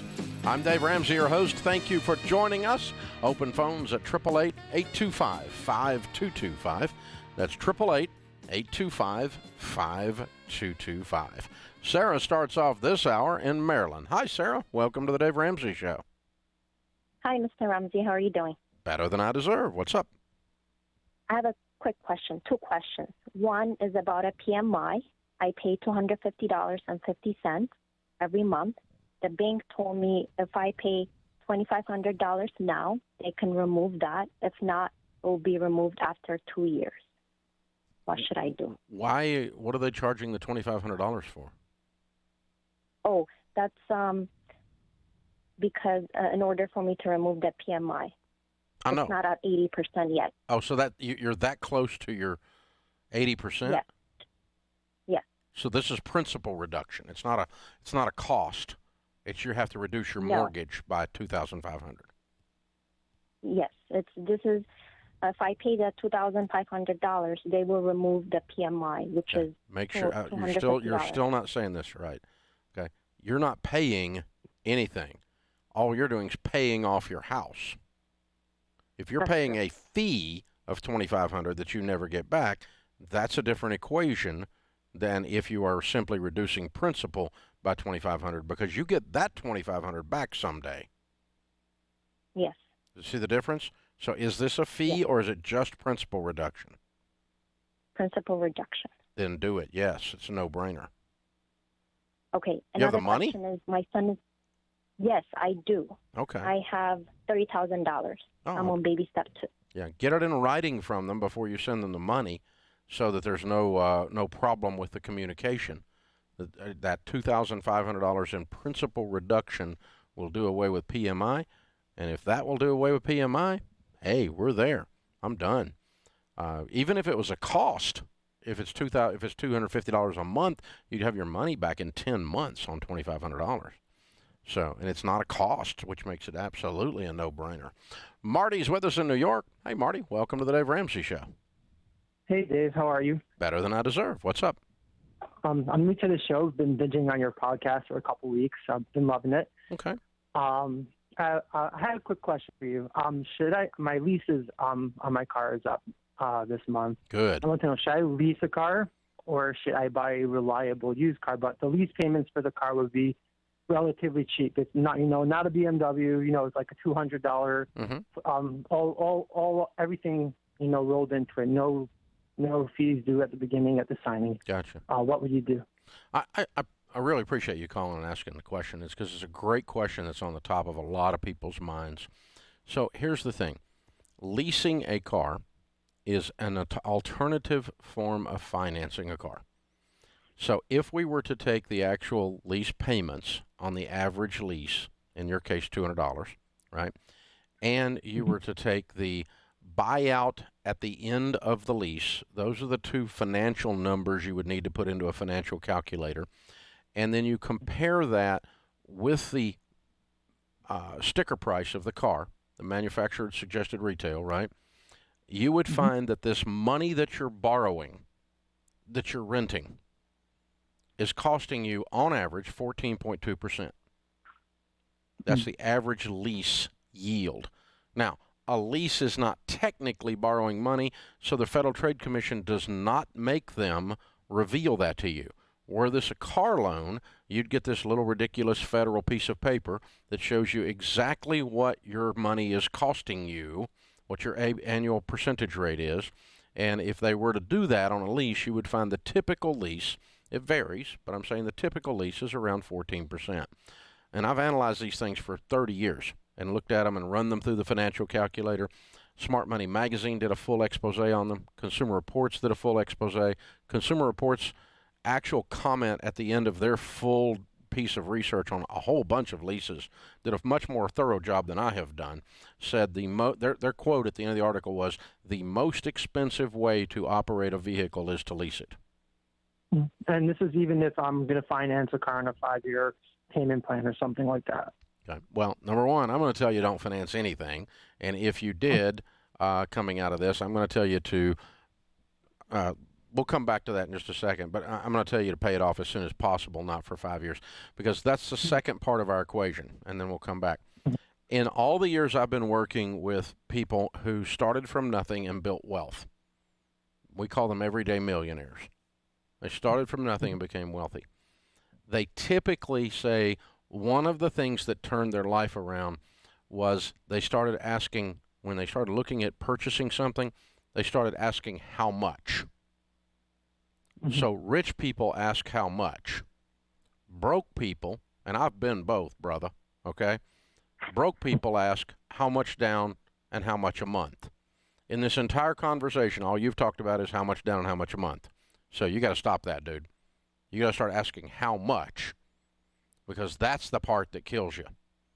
How much down, how much a month says I'm going to be in debt to the man, and I'm going to pay payments to the man the rest of my life, and I'm going to be normal, which sucks, and you don't want to do that.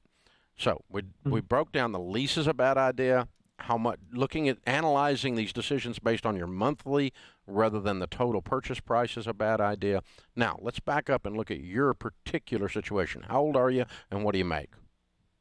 Okay, 30 years old, and bringing about, say, $125 between me and my wife. Oh, good for you. Great. Congratulations. And so how much money do you have? How much money do you have saved, not counting retirement? So I'd say 25,000. You have like a little emergency fund or a little miscellaneous savings account with $25,000 in it. Yeah. Okay. And the used car you were considering purchasing was what? How expensive? What was the price on it? I'm looking around, but I would say 15,000. Okay. Just write a check and buy it. Just write a check and buy it. Out of your 25. And then you write a check right now. When you get ready to turn the lease in, right, when you get ready to do that. You got $25,000, buy a $15,000 car. That leaves you $10,000. Then your next order of business in your budgeting and financial plan is to rebuild your emergency fund, because 25 is probably about the right amount, and I want you to get it back up there. Do you have any other debts, not counting this car situation? I have a student loan, but that's, my parents are taking care of that. So is it in your name or their name? It's relatively low. It's in my name. How much is So there? It's relatively low. My whole schooling was like $35,000. How much do your parents? How much is in your name in student loan debt? I don't even know, but I would go $10,000-15,000. Okay. Well, I would love for you to go get rid of that as soon as you can too. Okay, and so would your mom and dad, by the way. You make $125,000 a year. I appreciate that they're taking care of it. If they're a day late, it dings your credit. If they're a month late, it starts to step on your credit. If they get in real trouble, it's your loan. You're going to end up paying it. That's the legality of it. And so if I were you, I would want that cleared out of my name as soon as possible. Hey, man, appreciate having you as a new listener. This is the Dave Ramsey Show.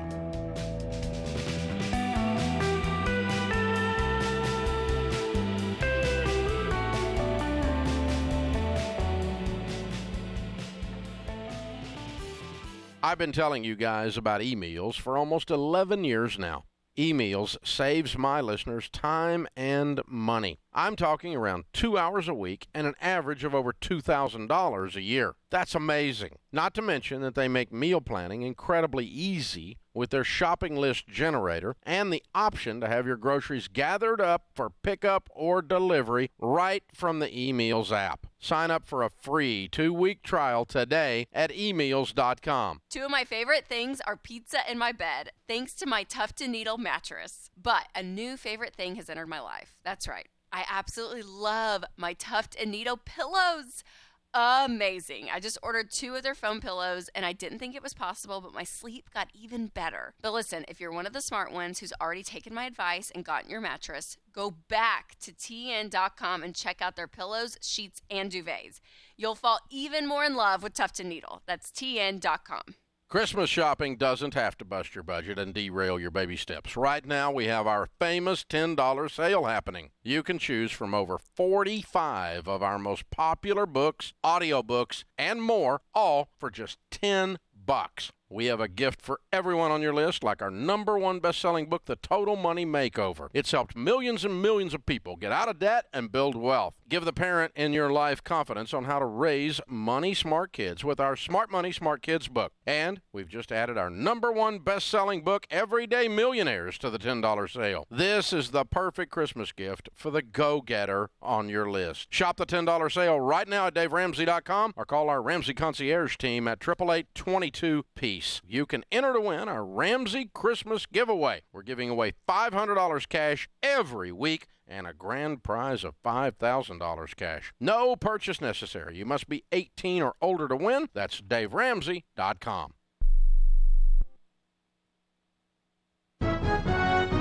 Radio Iowa News is presented by the Iowa Department of Public Safety Governor's Traffic Safety Bureau. Wearing a seatbelt increases your chances of surviving a crash by 45%. It only takes 2 seconds to buckle up. Good evening. I'm Darty Danielson. The Iowa Natural Heritage Foundation plans to buy Clover Woods, a former 4-H camp near Madrid. Foundation spokesman Joe Jajak says the goal is to ensure the area is preserved for public use. It has a lot of natural resource value, and we were really concerned that it could be divided up or developed. And our first priority was to make sure it was protected. They'll disclose the purchase price in December. Today's the 40th anniversary of the Iranian militant takeover of the U.S. Embassy in Tehran. Iowan Catherine Kobe was among the 52 Americans held hostage. They were released after 444 days when President Reagan took office in January of 1981. She's hopeful that someday the U.S. and Iran will resume friendly relations. I hope so. I think it's important for us to have diplomatic relations with all countries. Kobe was a 1960 Wartburg graduate and was director of the Iran-American Society. Radio Iowa, I'm Dar Danielson. Here you go. Hot tea with honey. Thanks, sweetie. I'm sorry you're still sick. My wife's got pneumonia, and my dad had shingles. Who knew vaccines could prevent these serious diseases? Not me, until my doctor told me. Vaccines can help protect you against a number of serious diseases, so don't wait. Vaccinate. To learn more, talk to your healthcare professional. Go to cdc.gov/vaccines or call 1-800-CDC-INFO. Come on, Mom. I'll be late for school. Coming! With a job, a family, and managing my asthma, I can't afford to get sick. So when my doctor told me vaccines could help protect me against serious diseases like whooping cough and pneumococcal disease, I got vaccinated. Mama! Nothing's gonna slow me down. Don't wait. Vaccinate. It's one more thing you can do to stay healthy. To learn more, talk to your healthcare professional. Go to cdc.gov/vaccines or call 1-800-CDC-INFO.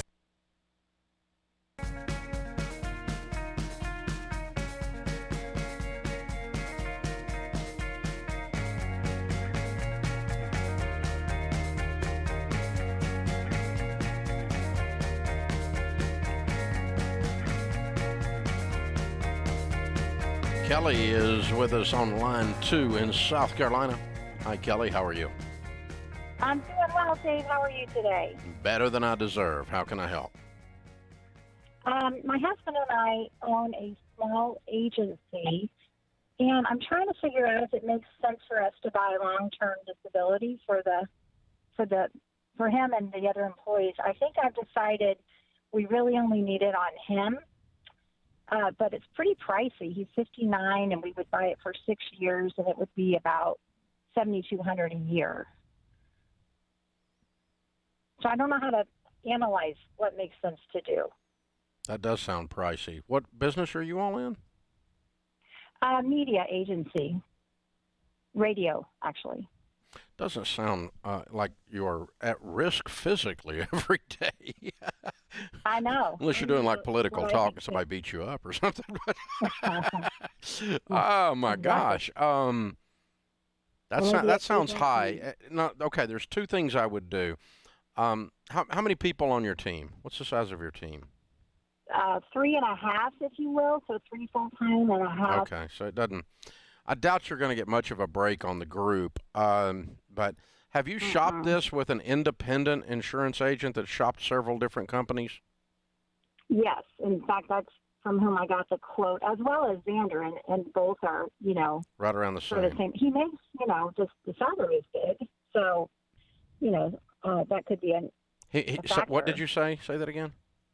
His salary is big, and so that's probably a factor. But I just don't know if it makes sense to do it or not.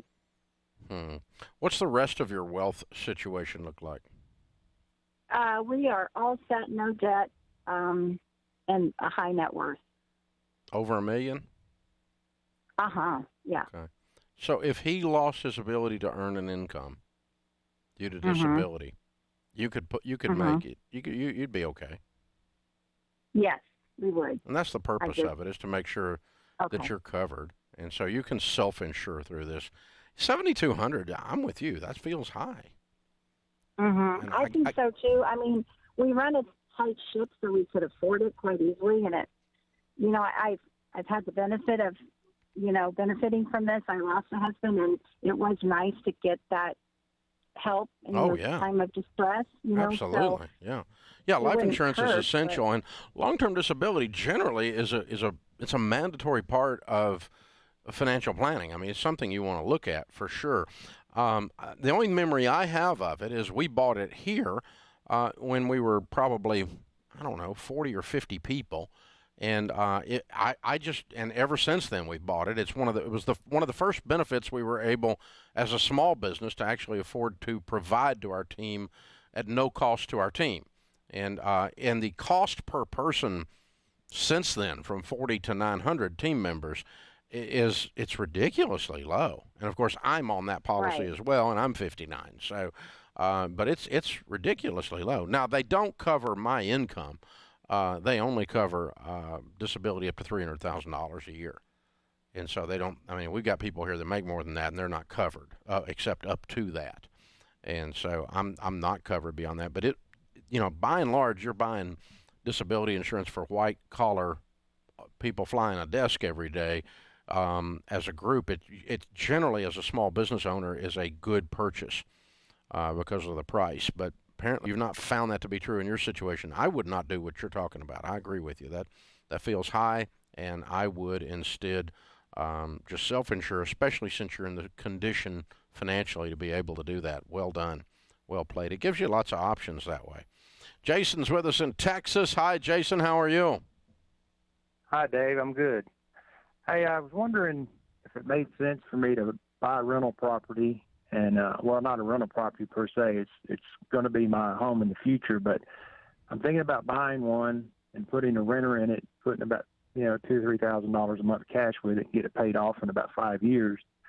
And just wondering if you thought that made sense, or if I should just keep stacking the cash and pay for it in cash in 5 years. But the reason why I'm hesitant on that is because property is going up 3.5% to 4% a year in my area. So kind of want to lock one in right now on price.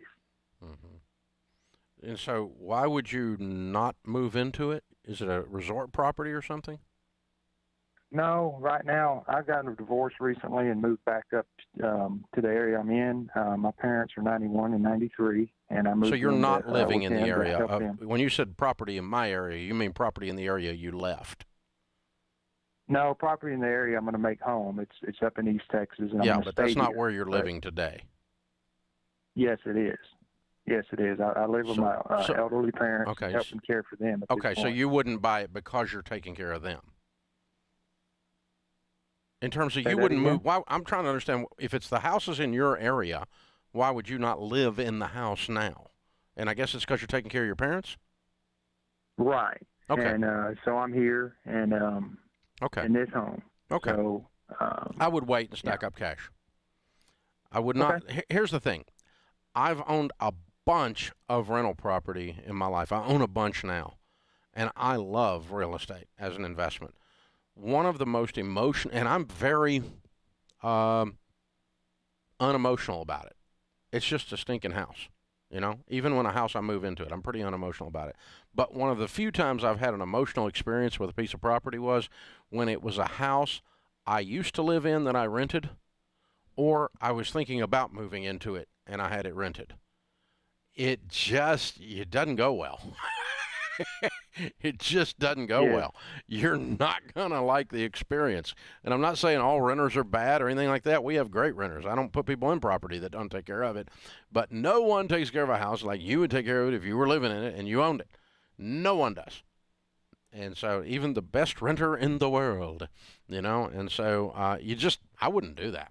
And I know sometimes people call me and say, hey, we're going to retire on the coast in 5 years or 8 years, and we want to go ahead and buy our condo over there. We're going to rent it out in the meantime. And I'm like, you're not going to like that experience, because then you got to move in behind a renter in your dream property for your dream time in your life in a dream retirement setting, and you're not going to like that experience. It's not going to be good for you.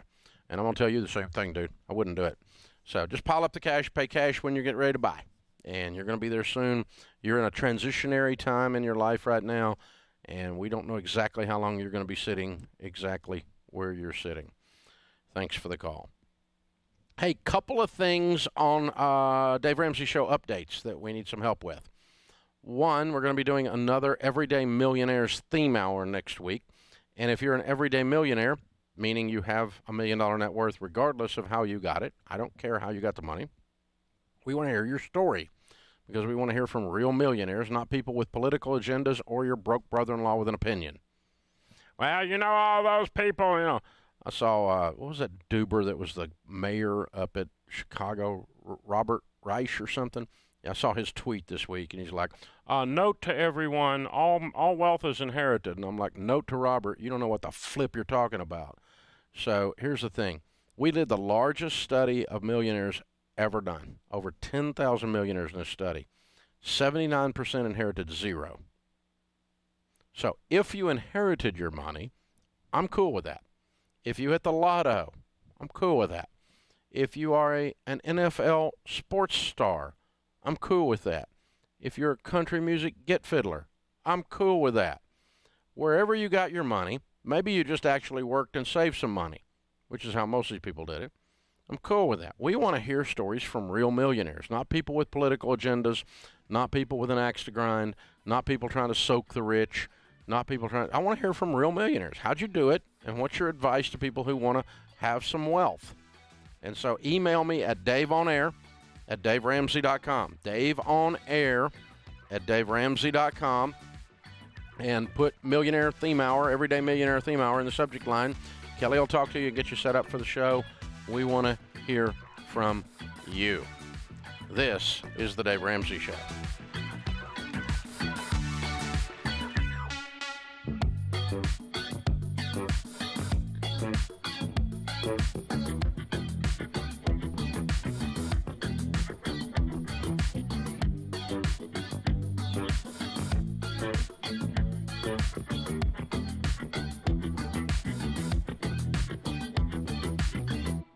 Pure Talk USA saves you money. Donald from Minnesota said, we switched from Verizon to Pure Talk thanks to Dave Ramsey. I was skeptical, but after leaving the big city and traveling to a rural area, service coverage never lapses. We're also saving $40 a month.